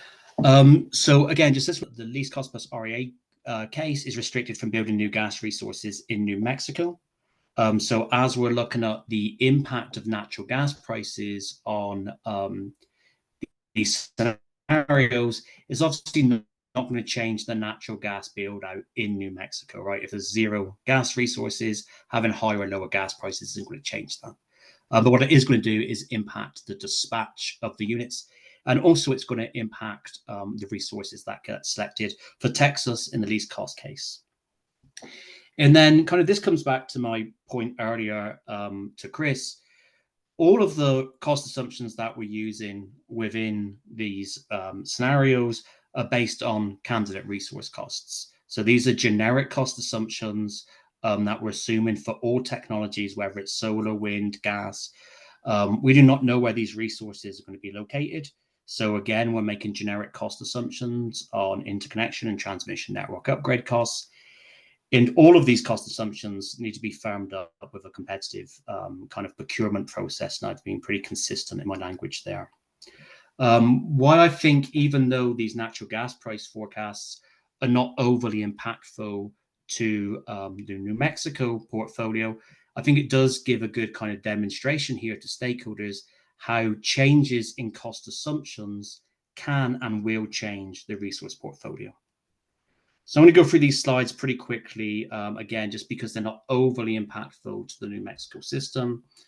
Just describing here, baseload forecast once again, the low and high sensitivities that I just described being 90 and 110%. If we start with the low natural gas price forecast, what you'll see here is when we do low natural gas price forecasts, there really is no change in the system portfolio overall through the mid-2030s. So in other words, by having low natural gas prices, the portfolio resources within Texas really isn't changing. When you get into the late 2030s through the end of the planning horizon, you see a kind of a marginal increase in natural gas builds, so about 80-ish megawatts of additional natural gas. You see some of the wind generation that is coming in the least cost case being delayed. So if gas prices are lower, a little bit more natural gas, some of the wind generation being delayed. But what you actually see is a, relatively speaking, significantly decrease in solar and storage resources being built across the system. And as I'm just going to quickly show you, this is pretty much all within Texas. So kind of a spoiler alert up here. The reason I go through these next slides pretty quickly is the low and high gas sensitivities have a pretty immaterial impact on the New Mexico resource build. So just to look at these real quickly, on a system-wide basis, just doing as I described, you build slightly more gas generation, you kind of defer wind generation, and you build fewer solar and storage resources coming on the system. On a New Mexico basis, it's pretty much exactly the same. There is no essentially avoided gas generation in New Mexico because the model obviously cannot select new gas. If we look at it from a credit capacity perspective, similar sort of story, no real impact until the late 2030s, at which time the model builds enough natural gas to avoid some of the solar and storage resources that are being built in the out years in Texas. Again, if we look at it kind of on a New Mexico perspective, skipping ahead 2 slides here, there's really minimal, if any, impact at all to the New Mexico portfolio under a low natural gas price scenario. On a generation perspective, so again, now we're looking at system-wide generation perspective. So this is if Texas builds more natural gas resources, less solar and storage, you see that reflected in the system portfolio. You see some additional gas generation when these new gas resources come online, a little less solar generation and some deferred wind generation across the entire system.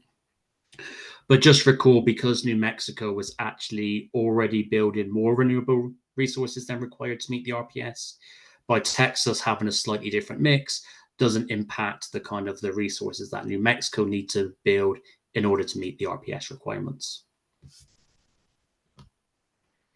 And then if we look on a system cost perspective, it's pretty logical here. If you have low natural gas prices, low market energy prices, system costs are going to come down, right? So through kind of current year through 2037, before you see an impact to resource build, you see about $20 million of savings. These are pretty much all driven by fuel savings. There's no impact to the resource portfolio. Excuse me. And then as you go out further into the future, you go into the late 30s, mid 40s, you see these savings increase to around about the $30 to $40 million per annum range. And that's driven just by some of these changes to resource builds.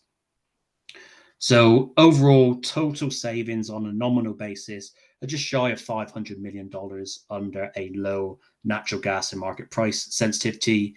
On a net present value basis, that equates to about $233 million. So just going through these real quickly again, because minimal impact in New Mexico.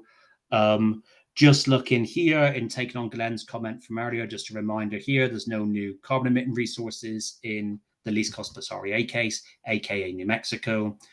Lower natural gas prices and market energy price forecasts did change the resource build in Texas in the late 2030s.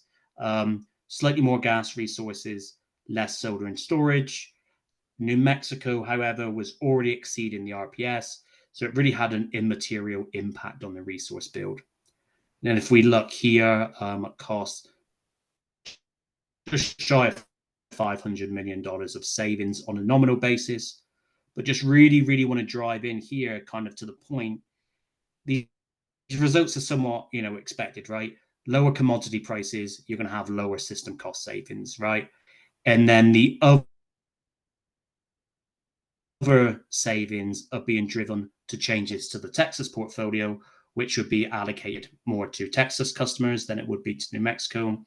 So long story short, build in New Mexico really wasn't impacted. And other than lower fuel cost savings from existing resources, there isn't much of a change to New Mexico here.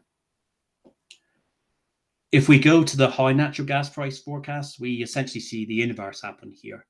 So if we assume natural gas prices and market prices are 110% in the base case, you do see across the system, so Texas and New Mexico, you see a slight acceleration in when wind would be built. You'd build wind sooner to avoid some of those higher fuel costs.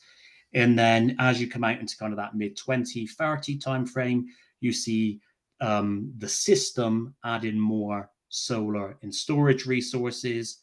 Again, spoiler alert here, by system, we really mean Texas is building more solar and storage resources, and there really isn't much of an impact to New Mexico. So in the interest of speed, looking very quickly at this slide, we'll see additional solar and storage resources across the system, fewer gas resources, slightly less wind, But what you'll see here for New Mexico is the resource portfolios stay pretty consistent, very, very marginal changes on an annual basis here for New Mexico. On an accredited capacity basis, same sort of story. You're essentially still building to the plan and reserve margin requirement. So as you build less gas resources in Texas because of higher natural gas prices, you're essentially backfilling that capacity with solar and storage resources. So to get to the same total amount of effective load carrying capability or accredited capacity. Again, just showing the slides here on a system accredited capacity, you can see more solar, more storage, less gas. But on a New Mexico perspective, where most of us are interested in here, really very immaterial kind of round and error changes to the portfolio. So really what we're seeing is under low and high gas prices, there really is minimal impact to New Mexico. Looking at the generation mix, really not much happening here. Texas avoided some gas builds, built some more solar and wind resources. So naturally across the system, you see some more solar, some more wind early in the portfolio. And if we get down to costs, essentially the opposite to what we saw in the low gas case here. So if gas prices are higher, you're really seeing kind of nominally about $20 million of additional costs on a system-wide basis through the mid-30s. There's a slight dip in 31 where you build some more wind resources. And then that increases over time as Texas is now building some additional solar and storage resources instead of the higher commodity price natural gas. So kind of just rounding this off again, just reiterating there's no new carbon emitting resources in New Mexico in the least cost plus REA case, so not expected to have a huge impact. Higher natural gas prices low did change the resource build in Texas, resulting in slightly fewer gas resources, more solar and storage. And then the higher natural gas prices and market energy prices, to be precise, had an immaterial impact to the New Mexico portfolio. Overall, low system costs under the high natural gas price across both jurisdictions increased by about $500 million. So the inverse of what we saw earlier on a nominal basis through 2045. And again, this is really being driven by the higher commodity prices to your existing resources and then changes to the Texas portfolio. So these two scenarios really are not hugely impact, at least for the resource build in New Mexico. Obviously, you see a more impactful change to kind of existing resources. So if you've got higher natural gas prices, it's obviously going to cost you more to run existing resources. Lower natural gas prices, you can have lower natural gas costs. Where I think this is maybe interesting, and then I'll move on just quickly, is going back just to the system costs, so the system builds out. So you actually see more change on the Texas perspective, right? And this kind of just going back to a point I mentioned earlier. If you see costs changing or inputs and assumptions changing from one generic resource, it will change the resource portfolio. So you could apply the same sort of logic or the same sort of thinking. If wind costs are lower than we modeled, let's say EP issue their RFP, wind costs come out 20% lower than the generic costs that are embedded within this model. You will see a model selecting more wind generation, or likely selecting more wind generation than solar, for example. If you see storage costs coming out more expensive than when modeled as generically priced resources, you will see a different portfolio of resources. All of these modeling results are only as good as the inputs and assumptions used. And while we use kind of best industry practices, until you issue an RFP, until you get specific resources at specific locations, this is a modeling exercise using generically priced resources. So just to skip on here really quickly, now we're going to look at emerging technology solutions. And This first bullet point actually addresses what I was describing to Cynthia earlier in our conversation. So as we look at the base case, and again, just to reiterate what Margie kind of confirmed earlier, not the preferred case, but the base case results that we were showing earlier have a very large build out of solar and relatively short duration energy storage, so 4-hour lithium-ion battery energy storage. Many IRPs have shown that this becomes pretty expensive solution if you just continuously add solar and short duration storage. So up to this point in prior meeting, we've looked at alternatives to supply side resources. So we've looked at how demand response, how DERs, how time of use rates can reduce the size of the need for supply side resources. The other kind of big question that's facing the industry right now is how do emerging technologies potentially impact that build out? So we've got two scenarios that we said were modeled here. One is looking at a kind of a carbon-free firm and dispatchable resource. And the other is looking at long duration energy storage.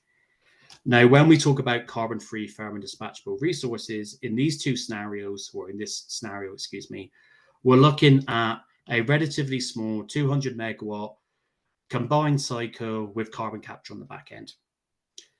That really is kind of a technology that you could just assume potentially was natural gas that was converted to hydrogen, or SMRs, right? I would really just urge people to think more about the attributes of that resource, the fact that it's clean and dispatchable, rather than the specific resource type it is. And I'll kind of explain why in a moment. And then when we look at long duration energy storage, what we're talking about for long duration energy storage is 100 hours, so multi-day storage. So we're not talking about 6-hour batteries or 8-hour batteries, but we're talking about energy storage that can discharge over a multi-day duration and hopefully kind of smooth out some of those reliability risks that you see during extreme weather events. So let's start with gas with carbon capture. So again, just kind of reiterate what I just said, base case load forecast, hypothetical, small 200 megawatt CC carbon capture available 2030. It assumes the immediate addition of carbon capture. So this does not assume building the CC and then on December 31st, 2044, adding the carbon capture piece, right? It just has the cost embedded from day one. And then it assumes this resource will be 100% allocated to New Mexico, at least the carbon capture piece. And then we assume that the carbon capture component would contribute towards New Mexico's REA beginning 2045. So if we look here at kind of the impact to resource build here, on a nameplate basis, if we add a 200 megawatt clean dispatchable resource, and again, we're assuming carbon capture, I think for the level we're looking at in this analysis, you could assume that is an alternative clean dispatchable resource. You could think SMRs here. You're looking at kind of 200 megawatts of additional firm dispatchable here, and you're avoiding a pretty significant build out for solar and battery energy storage. So this is just demonstrating that the alternative to kind of overbuilding solar and storage is for a clean dispatchable resource. Again, if we look on the system-wide basis, you're seeing the additional resource coming in here, some kind of modeling noise, but the additional resource coming in here, and then some pretty significant solar battery energy storage resources being avoided on a system-wide basis. Here you can see, again, the 200 megawatt, this is just New Mexico, excuse me, the 200 megawatt gas with carbon capture being added, the avoidance of solar and storage resources. Recall that New Mexico is already meeting the RPS requirement through 2044 with its renewable resources, so you can remove some of that overbuild of solar resources. This is it on the same graph, but looking on an accredited capacity basis. So adding less than 200 megawatts of accredited capacity to this kind of hypothetical resource. And then you're seeing essentially 200 megawatts of avoided solar and storage EOCC or accredited capacity.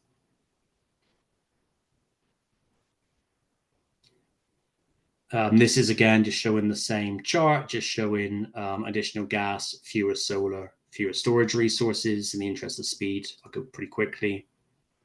Again, on a New Mexico basis, you can see these charts of the same height.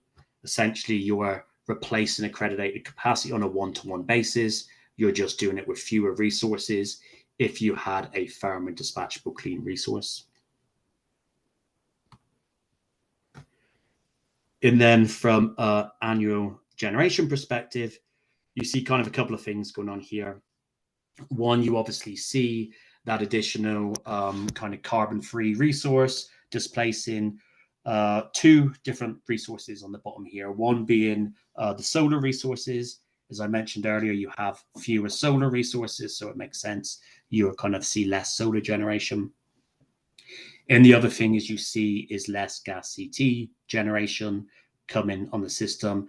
That's because, again, we modeled this kind of hypothetical unit as a combined cycle.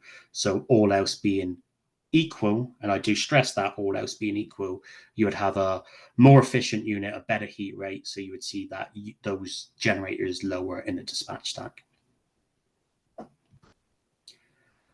So on to a cost perspective. The model did not select this resource. This resource was forced into the model. So using the levelized fixed charge rate that we presented in the 445th stakeholder meeting, you actually see about $16 million higher cost on an annual basis. In other words, the model is saying, no, actually, even though I'm really overbuilding these solar and storage resources, and that is probably cost prohibitive, building carbon capture is actually even more expensive than that. Now, I do want to kind of obviously stress just a couple of important factors here. One, the margin of error for estimating emerging technology cost is obviously much, much higher than existing commercially available technologies. So we're modeling generic cost assumptions. They may come in higher, they may obviously come in less if we were to go out and see a resource like this bid into a future RFP. We would have to kind of, see what came in through the door.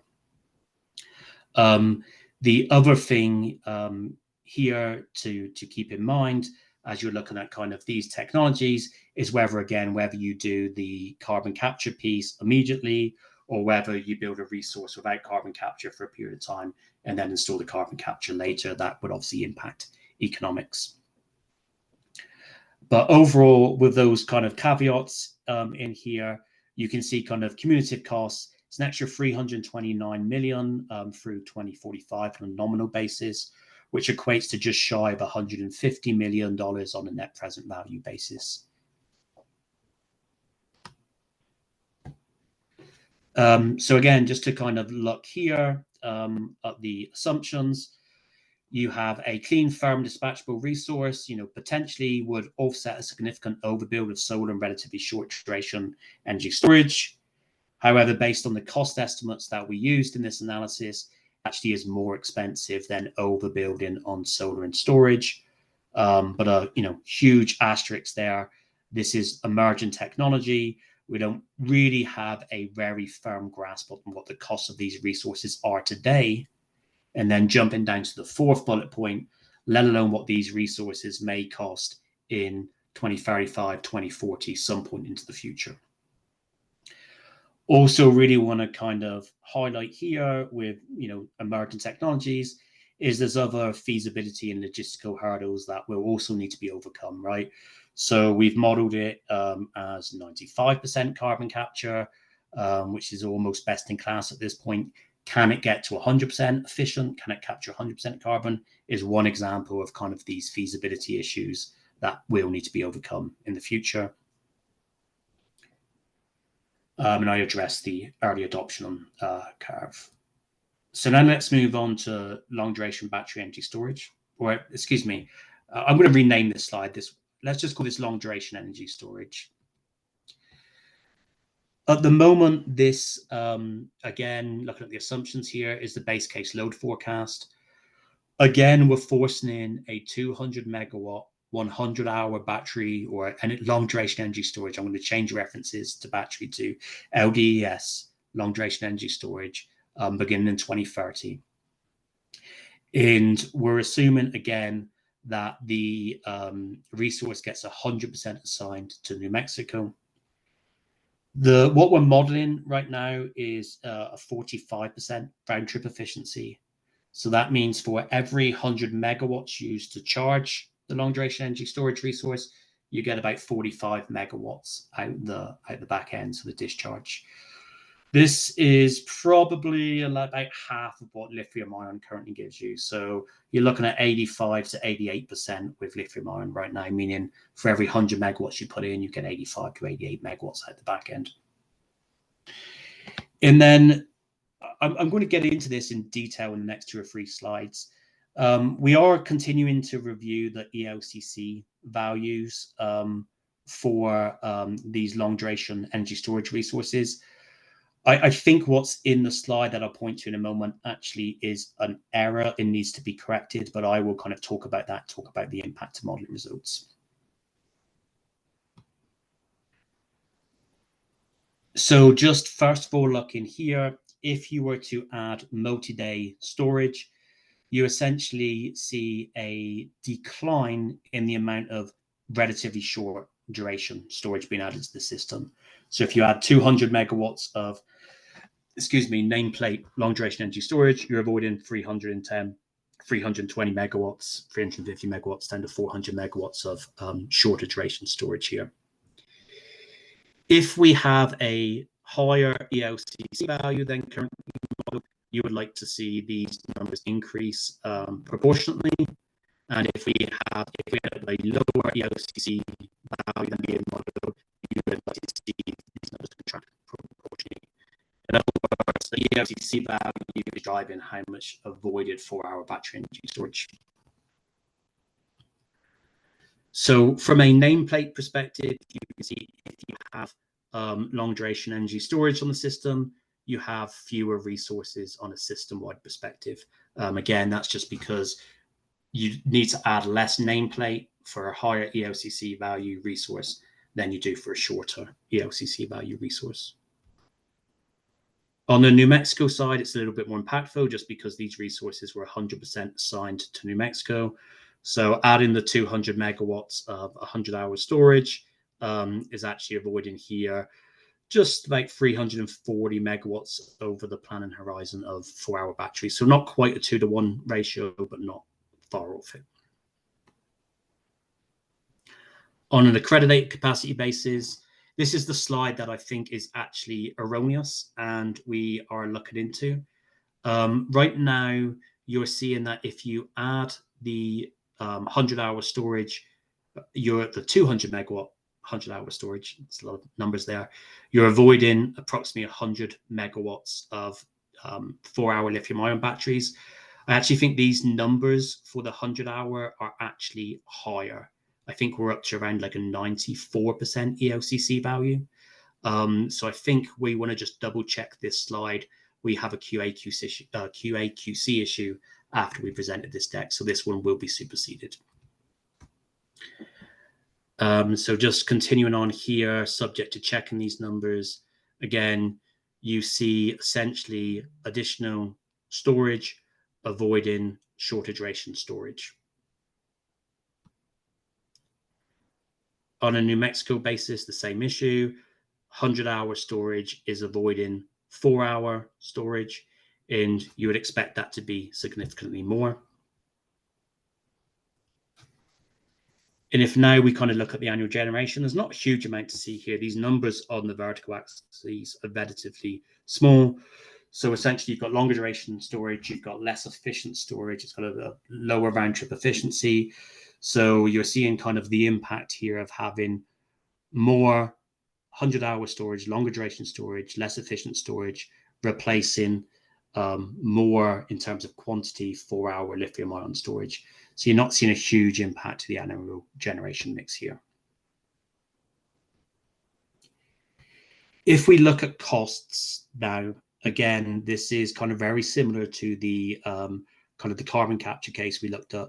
Using the levelized fixed cost that we kind of presented in the fourth or fifth meeting, we're seeing costs of approximately $26 million a year, higher than overbuilding solar and 4-hour storage. In other words, again, going back to kind of the earlier example, the model is saying it's actually more cost efficient to continue to overbuild solar resources in 4-hour lithium-ion storage. But I cannot stress this enough, going back to my earlier comments, one, the margin of error for these emerging technologies is higher. So again, if we were to issue an RFP tomorrow and long duration energy storage was to come in lower cost than we modeled, there is a possibility that long duration energy storage would actually potentially be selected as part of the optimal portfolio. And also just confirming again, subject to checking, if we do have a higher ELCC value, it potentially could improve these economics. And likewise, if we have a lower ELCC value, it could potentially decrease the value of long duration storage. I kind of stopped a little bit and kind of stressed the impact of like an RFP and seeing the actual cost of these resources coming in from the market, because long duration energy storage is probably a little bit further on that adoption curve than something like carbon capture is. So we've seen, nationally several pilot programs for long duration storage. We're starting to see that kind of ramped up more towards utility scale. And, through conversations that I've had external to this whole process with, developers and manufacturers of this technology, they feel like they're in a position, where potentially they could come into an RFP, whereas I don't think you're necessarily going to see carbon capture maybe at that point just yet. So again, looking at the results, if we look at long duration energy storage, you can see it significantly reducing the overbuild of short duration energy storage, and to a lesser extent, potentially some natural gas generation coming off. However, the costs used in this analysis currently show that it's higher than the least cost plus REA case. But again, huge caveats in terms of the maturity of those estimates. And then the higher ELCC value that we're currently reviewing would potentially offset some of those additional costs. And then just finally, again, just reiterating the points I think is extremely important, that there's a higher cost uncertainty for emerging technologies, and ultimately bids that are received in a competitive procurement process could be less than modeled and could impact the kind of the dynamics or the economics of the portfolio. So Margie, I think that was 30 minutes, but I don't quite know. Hopefully you didn't shout at me, so hopefully I'm not too far over schedule. That was great, Ben. Thank you. And so now we'd like to have folks raise hands if you have questions about these 4 modeling results, the low and high gas, the technology, a gas with carbon capture, or some other dispatchable zero carbon or low carbon opportunity, or the long duration storage. So let's take questions on these. Glenn, I see your hand up. Please go ahead. Yeah, 2 questions specific to the long duration. Well, and really for all these scenarios, the price inputs, do you have those available like in a table or something where we can easily look at what your pricing assumptions are? There's a graph in, I think, the 5th stakeholder meeting, Glenn, subject to me checking that. But if we want to provide it in table format, I'm happy to do so. Yeah, that would probably be helpful. That would be really good, because I'm sure you had a table that went into the models. Yes. Yeah. And then the value of long duration storage is very sensitive to your assumptions about whether in a portfolio with all the renewables like this. And I know I asked this before and we got into the weeds, so maybe you could just quickly say, are you running a 1-year weather year in this model? Is that how you come out with this data, or are you running all this over a longer period, like 10 years of weather? In terms of what specific aspect of the model? Well, sorry, the Glenn, solar and wind production. So the solar and wind production are modeled just under a single P50 production profile. Where each of the 8,670 hours have a different production number? Correct. They would have an hourly production number based on like a probability 50 forecast, where half the time it would be over that annual estimate, and then half the time it would be under that annual estimate. And you run 1 year? We run 1 year within this model. Okay, thanks. Thanks, Glenn. Other questions about these four analyses and model results? Sounds like we will be seeing some updated data after the results are run with some, the QC is done on the long duration storage. Ben, is that correct? Yes, yeah, I just want to check that number. I actually, just to maybe just kind of, I don't think the modeling results are erroneous. I think Okay. we've just got a slight allocation issue. I think what we've got here, the reason the long duration energy storage ELCC looks low at like 50% as opposed to 90% is because we averaged out the batteries, and I think we just incorporated the average across both battery types. So the average of the 4-hour batteries is bringing down the average in these tables for the 100-hour. But I think the modeling is correct. Okay, great. Thank you. Other questions about these four analyses?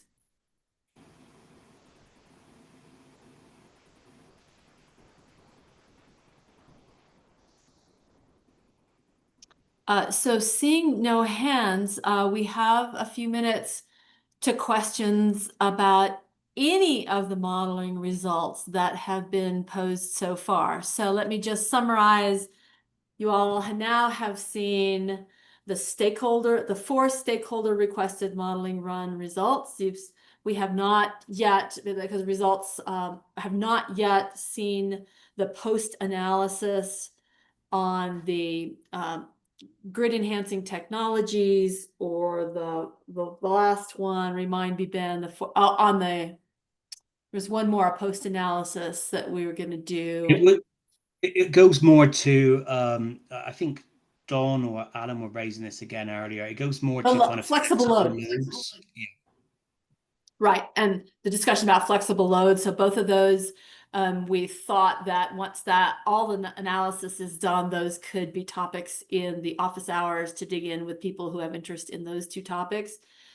You've also now seen, in addition to the least cost and the least cost plus REA scenario, you've seen existing technologies and emerging technologies. You've seen no new gas and gas with future conversion. And so if you think of the hierarchy of analyses that the team has presented over the past several workshops, all that result is been discussed, although we've not yet seen the grand summary slide, which compares all the results together on some equivalent metric basis, including the conversation stakeholders had about emissions characteristics of the variety of scenarios.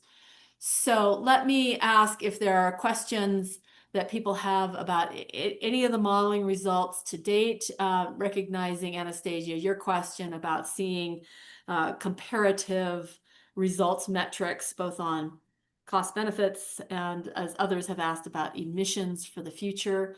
And so I see, Glenn, your hand is up. Please go ahead. Yeah, another quick question. Seems like somebody must have asked this, but given where the budget bill is going, is there a sensitivity analysis to the tax credits?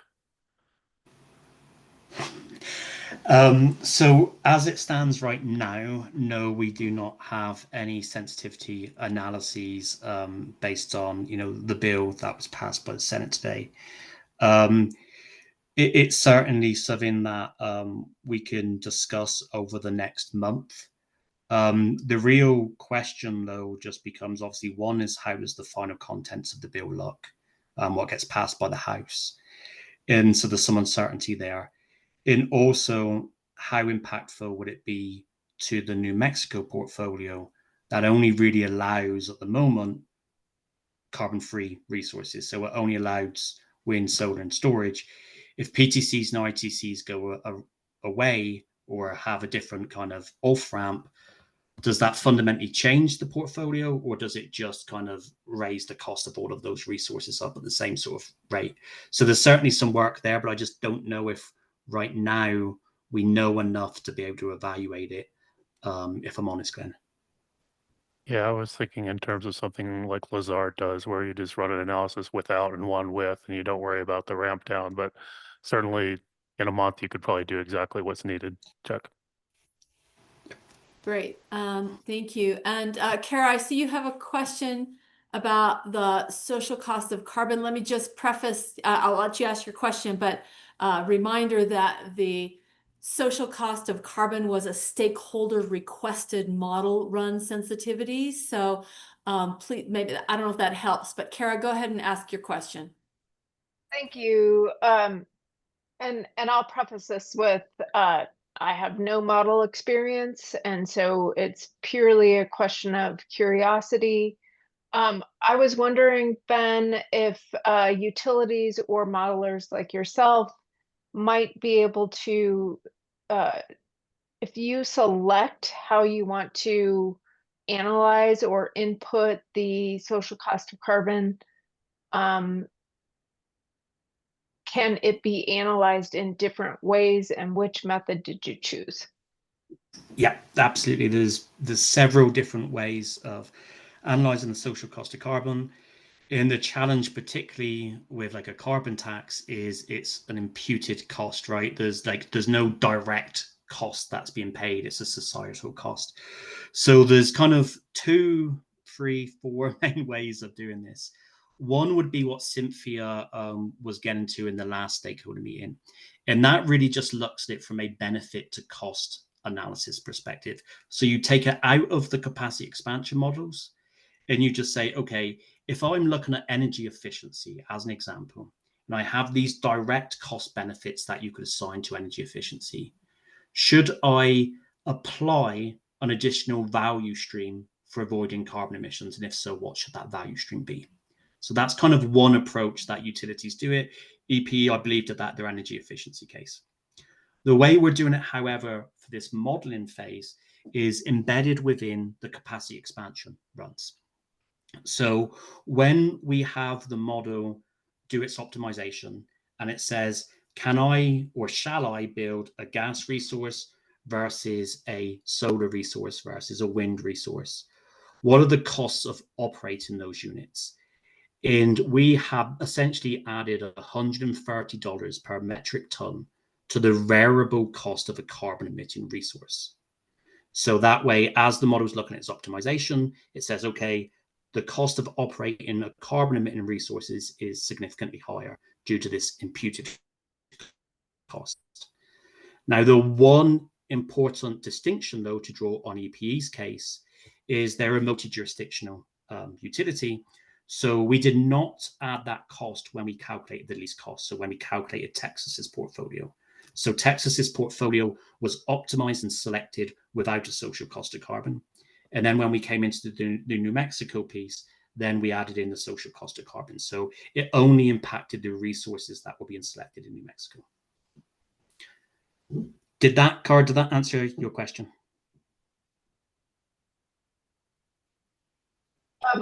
Yes, I understood all of that. And even when you were talking before, I have more questions, but we'll save those for when we enter office hour. Great, thank you. Other questions?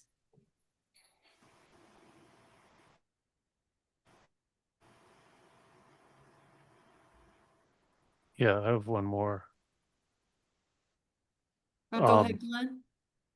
Yeah, so at the beginning when we were talking about the RFP, that was one of many announcements I've heard that the lead time to get resources, especially gas turbines, is 5 or more years.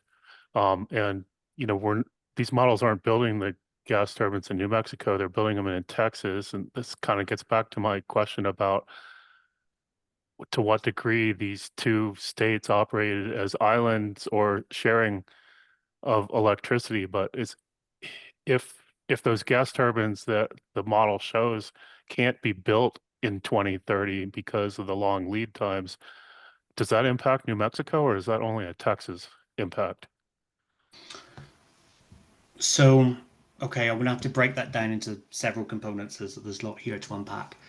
So first off, I would say the long lead time issue that we're experiencing right now across the industry does impact gas turbines, absolutely 100%.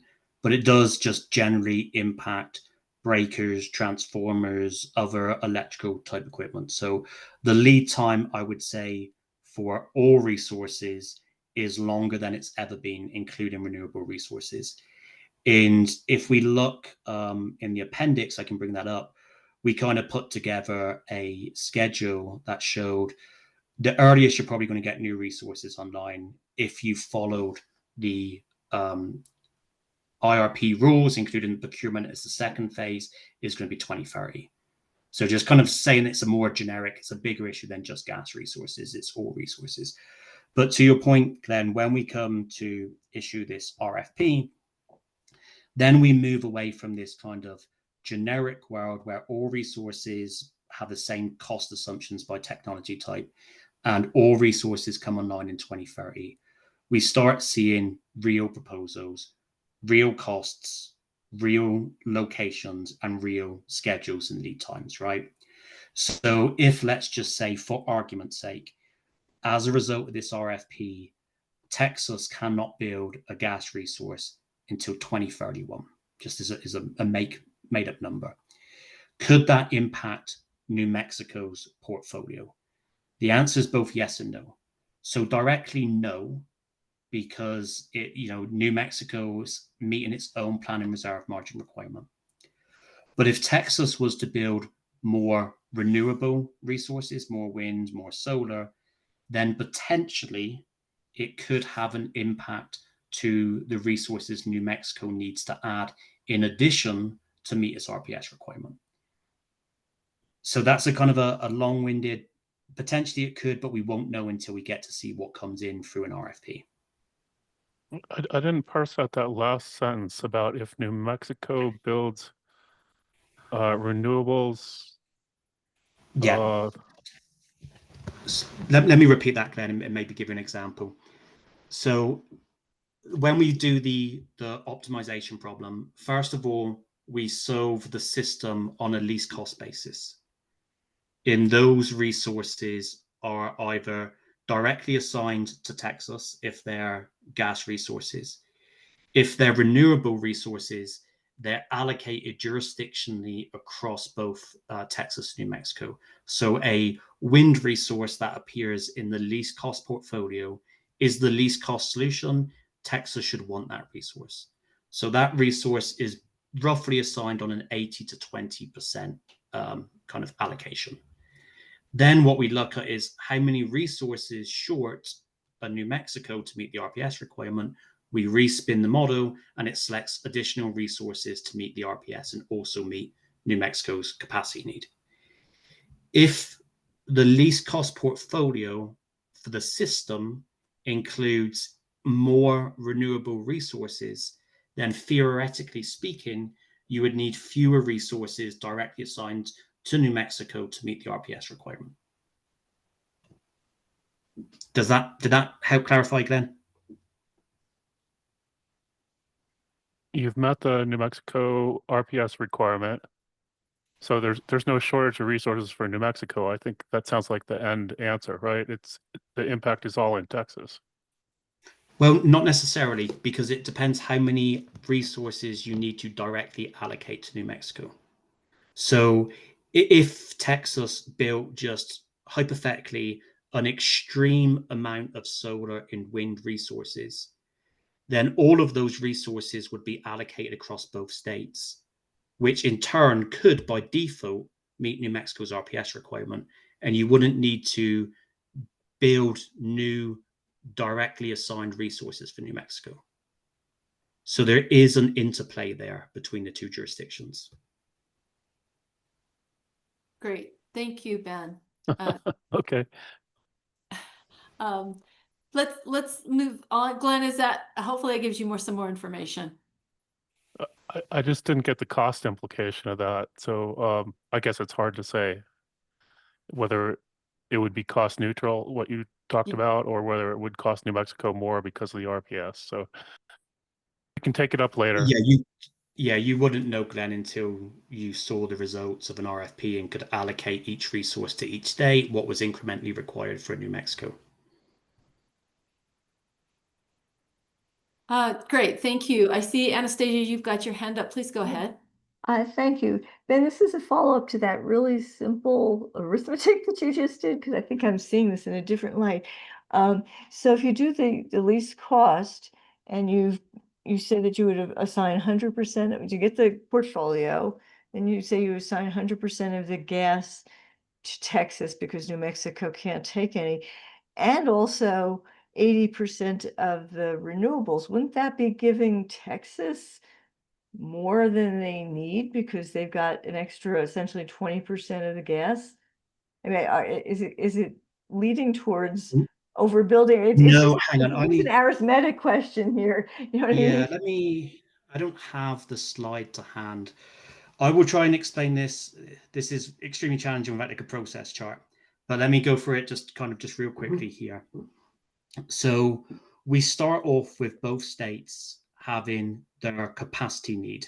So Texas, we're going to just for argument's sake make them equal numbers so I don't have to do hard math on a Tuesday afternoon. So let's assume Texas has a 100 megawatt capacity need and New Mexico has a 100 megawatt capacity need. We run the least case portfolio that will potentially select a combination of resources, whether that's all natural gas, whether it's gas, wind, solar. It will select the most economic portfolio resources. Yeah. From there, we essentially assign any natural gas directly to Texas, but it cannot exceed Texas's capacity need. So let's just say the model built in that example, 200 megawatts of natural gas. Then Texas would only be assigned 100 megawatts of natural gas because it had a 100 megawatt capacity need. Any renewables that were built on top of that, assuming they're just being built for economic energy purposes. So, hey, now we're building wind, not because we have a planning reserve margin requirement, but because we believe wind can reduce costs to customers, would be allocated across both jurisdictions.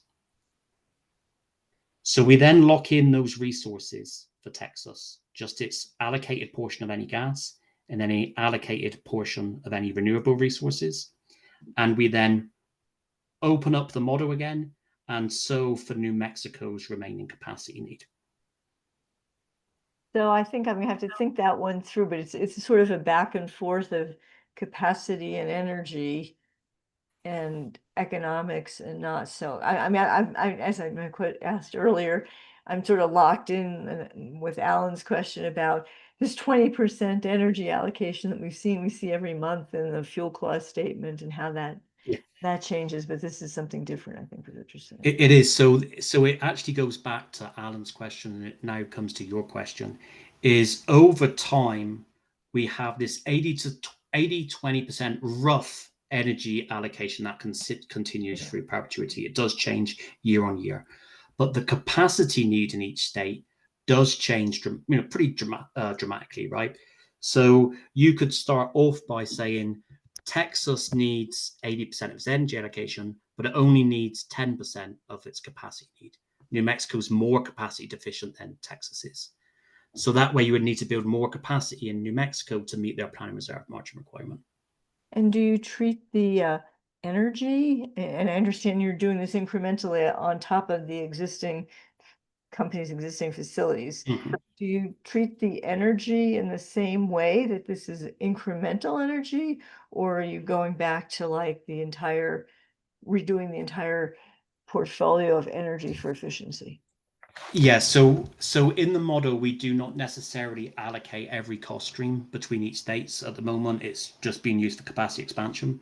So we would have, theoretically speaking, a model that had truly the least costs from both an energy and capacity perspective. And then we would have a model that is least cost plus REA.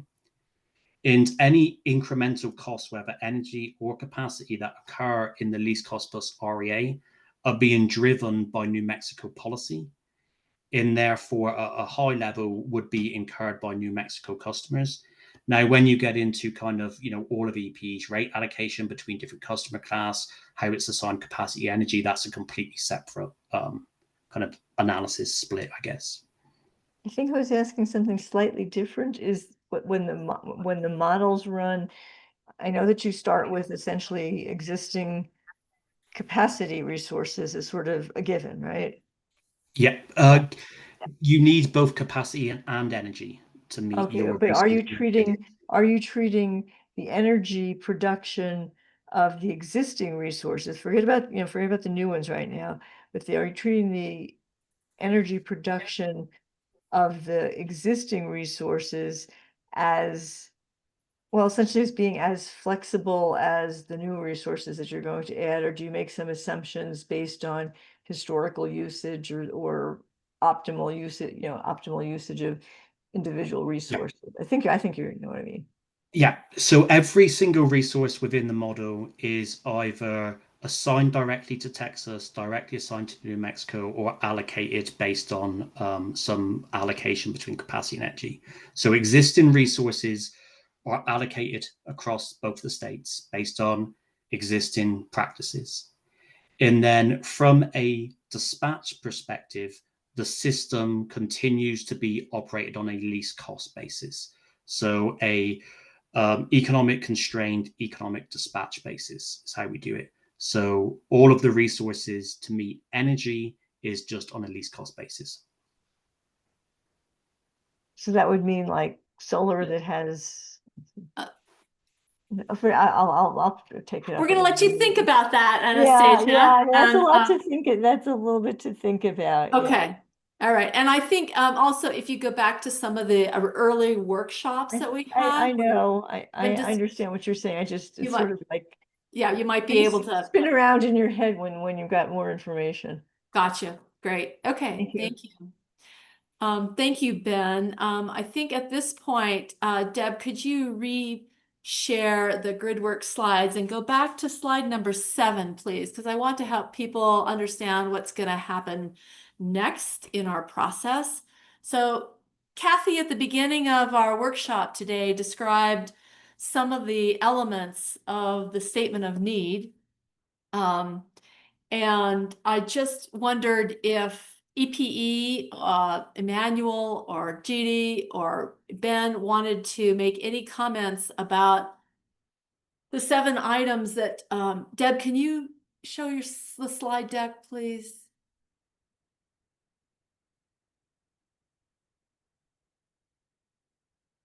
Great, thank you. So this is the set of information that we've derived from a variety of statements of need, and I wondered if Ben or Emmanuel, did you want to make any comments about how you're thinking about these elements as part of the discussion for statement of need that we're going to have on July 24th or prior to that? So is there anything you wanted to add to this list or comment on this list based on the modeling results to date? We've got Judy coming in to comment on.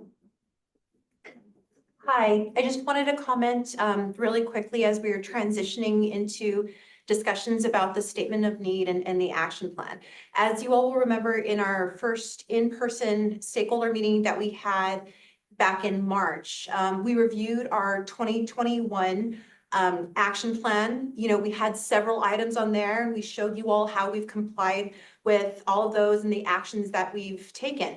So again, that was a process leading up to that. It's the same process that we want here. So we've had 2 workshops where we've presented all of the base case results, the updated sensitivities and scenarios that were requested by the stakeholders. So now we're at the point in the process where we want you all to start thinking about the questions that are here on the screen. These are things that are required by the IRP rule, and we really just want to get the wheels turning and have you all start thinking about those. So right now we're in a position to where we've seen what EPE's resource needs are. We're looking at deficiencies, we're looking at those projections and the different sensitivities and scenario results. So these are things that we really want you guys to think about, so that way we can start coordinating and have really in-depth discussions as we go to our in-person meeting. Now, as Margie and Emmanuel stated before, we are going to have a series of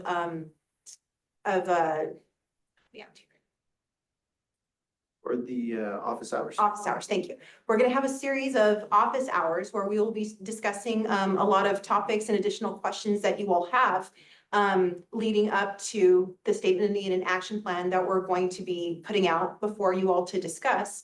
Again, so with that, continue to think about the questions that are posed here and how we can start developing that statement of need and action plan. Great, thanks, Judy. And it sounds like collectively we have some work to do in order to present to the stakeholders the summary of the analyses with the same metrics, including the emissions metrics, the cost metrics. And so it seems like we've got some material and some summaries that we need to do together to prepare the stakeholders to be able to quickly and in one framework compare the results and the analyses. So we'll work with EPE to do that. Cynthia, I'll come back to you in a moment. Deb, would you please go to slide 10? Let me just describe what's going to happen next. Obviously, our workshop, which is 3 weeks from today, Ben, unfortunately, it's not the next month. It's 3 weeks. We have to bring this to closure. And so on July 24th, we'll have the in-person meeting. We will accommodate Zoom participants, though we know that it might be limited in the amount of discussion that our Zoom participants will be able to hear in the room. So we're encouraging people to come in person. And then I just wanted to let you know that our focus will be on Statement of Need and Action Plan for New Mexico. We will also then, after that is done, we will host a meeting, a workshop on September 11th to gather feedback from all stakeholders on how this process of stakeholder engagement could be improved, what you liked, what you didn't like, whether your voice had an impact, and that type of thing. So those are the two workshops that are coming up. But in between them, Deb, if you go to the next slide, please. Let me let you know that we will be sending out material to you, including draft statement of need from EPE and some templates for putting in action plan suggestions. So we'll have a format and some framework for you that will be coming to you by email on both of these so that you can begin thinking about it. And we would ask to get information specifically on the action plan a week before the last workshop so that we can use it to jumpstart our conversation on July 24th. So you'll see those things. Your input is critical on the statement of need and action plan. And so please be alert to those in your email box. And the next slide, we were going to pause here for a few minutes. The office hours have been mentioned many times in this workshop. And though our plan is to host 3 of those between tomorrow and July 16th, and we'd hoped not to present any new information, but I can imagine that some of these summary slides of comparing these various results together might be depicted in a new way. So let me just put that caveat. We'll have the modeling team available for questions, and we're going to try to organize these by topic. The topics for tomorrow's office hour, July 2nd, will be sent out to you this evening. But what we would like to do now is give you a few minutes in the chat to type in any topics you feel you would like to have addressed during an office hour so that we can start to organize those and advertise the topics so people can select which ones they want to attend. So let's, Kathy, is there anything you wanted to add on this instruction to ask for chat input now about office hour topics? Nope, that sounds great. I'm ready to receive them.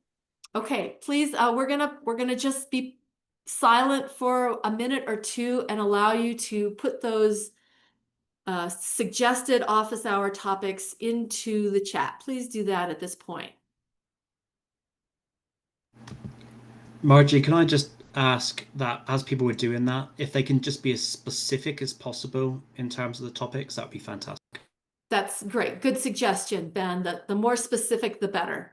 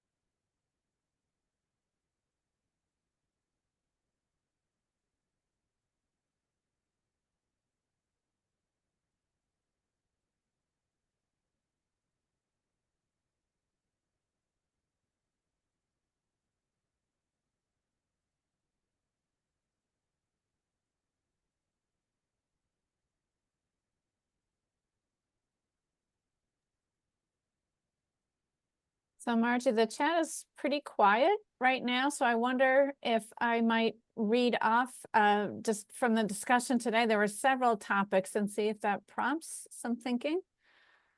Great, thanks, Kathy. Please do. Yeah, thank you. And Don, yep, I know Cynthia just dropped off, but we've heard a couple times now to have on the demand side resources, the C&I demand response, and residential DER, some time during an office hour for that. Other issues, the ELCC study. Ben, I think you asked for clarification of what is it that stakeholders need? What are they looking for from the study? So to better pinpoint what information it is to share.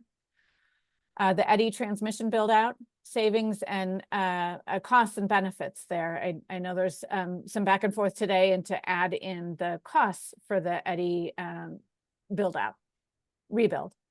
Plans for meeting the resource needs before 2030. That interim, I know we've heard quite a bit this today on that. There's several questions follow up, maybe some time there, and I think social cost of carbon, I think we got that one resolved, unless I'm wrong. So if that prompts thinking for you, please add to the chat, just as we're looking to canvas for topics and organize the office hours.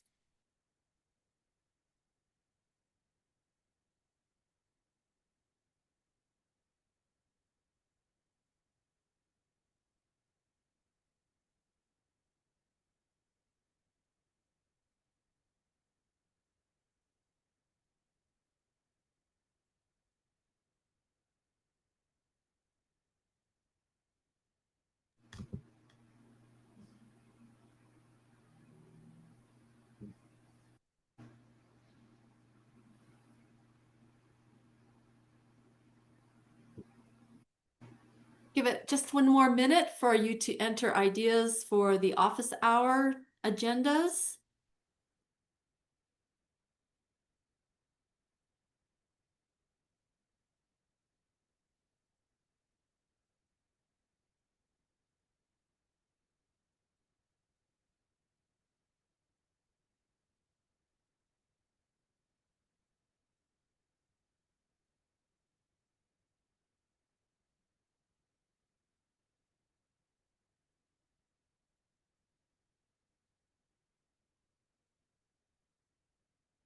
Thank you, Steve. Thank you, Anastasia.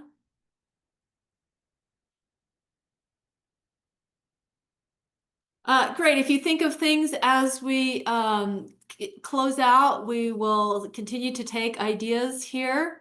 And thank you, Charlie. Thank you, Dawn. Thank you, Steve. Deb, can you go to the next slide, please? As I mentioned, today we reviewed some more modeling results added to those presented at workshop number 6. Give everyone a lot of information. All the materials from today, as previous workshops, are available on the website. We'll begin organizing the office hours for questions. We are going to specifically focus on model results related questions to inform the statement of need and action plan. If we have additional availability on the staff and hours, we will add more general topics, but we want to focus the discussion between now and July 24th on statement of need and action plan. We will have the final working workshop on July 24th in Las Cruces. Please plan to bring your input regarding the statement of need to the workshop, and we'll prompt you with some thinking from the EPE E3 team in advance.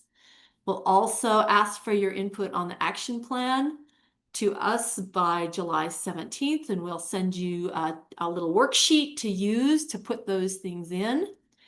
And as I mentioned, on September 11th from 9 to 11, we'll host a Zoom session, a structured Zoom session, to get your input on how this process worked or did not work for you. We will also allow people to provide input to that conversation, even if you can't attend the Zoom meeting. We'll do a Google survey or something like that so people can provide their input, even if you cannot come to that meeting. It's really important that we get your feedback on the process. The New Mexico Public Regulation Commission, who appointed us for this role, is very interested in our report that suggests things that could be done differently. So please be thinking about that.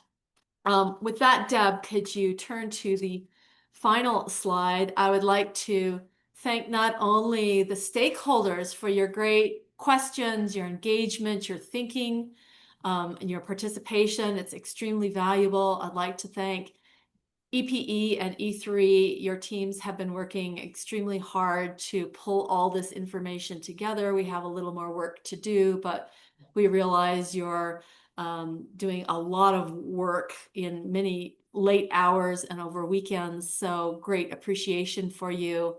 And I will give Judy and Emmanuel the last word on today's workshop if there's anything you'd like to add before we adjourn. Actually, I believe we've got a hand raised by Ben. The new one. Put my hand up, Margie. I do, sorry, I just want to quickly raise just one issue. I'm just scanning through the chat here. I don't want to go back to the ELCC study because I saw some comments on the confidentiality issue with the ELCC study. So I do want to clarify here. The study report itself, I don't think it's going to be a confidentiality issue, right? What we didn't know at the time is what stakeholders' expectations were. And if people wanted to get into all of the modeling inputs and assumptions, and we were to send over data requests, then it could realm into the kind of the confidentiality region. So I don't think the expectation of a report is confidential. I think it's more of the inputs and assumptions that go within it. But I am a little concerned. I want to temper expectations here because someone did, I can't find it right now, include a copy of a report they would like to see that E3, my company, put together. Just to set some benchmarks here, the report they sent was part of an analysis, regulatory testimony, 100-page report that we compiled in Colorado. We do not have that sort of scope within this project. We are going to put together, we updated the ELCC analysis. We were going to put together a brief presentation describing the overarching kind of inputs and assumptions and the results. And we were going to do that on the behalf of stakeholders. But I just want to temper expectations that there's not going to be testimony and a very, very detailed report with that. So my question then for Ben, Emmanuel, and Judy is, then that is the information about the ELCC data loaded in the SharePoint site currently and accessible to people. And I'm unclear now whether there will be an additional report either loaded there or available to people who sign a non-disclosure agreement. I'm confused now. Yeah, so sorry, let me rephrase that, Margie. There will be an additional report. And when I say report, my expectation was PowerPoint presentation format that we would complete once we've kind of finalized the ELCC value for the long duration energy storage. And it would kind of describe approach, and it would provide the outputs, the ELCC values for each of the resource types. But what is being kind of included within the chat is significantly more in depth and more detailed than that.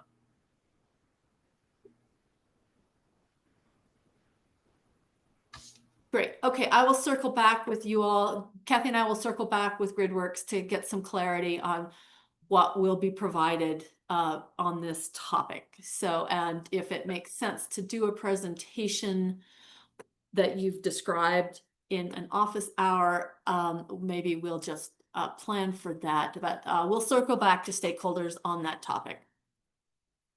Great, thank you, Ben. Anything else, Emmanuel and Judy, that you wanted to add before we adjourn? Just a quick thank you to all the stakeholders and GridWorks and all the E3 and EP staff. It's been an eventful couple of months, but it's going to pay off. Great. Thank you all. Deborah, is there anything else administratively we need to let people know? Of course, all the material from today's workshop are on our website. The link is here. Anything, Deb, you wanted to add? Just that I'll be reaching out to everyone to ask if they'll be attending the July 24th meeting in person or remotely. And that is for just a head count for lunch and also room setup. So I'll be reaching out to you soon. Good reminder. Great. Thank you, everyone, and have a great rest of your day. Appreciate it. And we'll look forward to seeing you on Zoom over the next month and in person in Las Cruces on the 24th. Thank you. Thank you.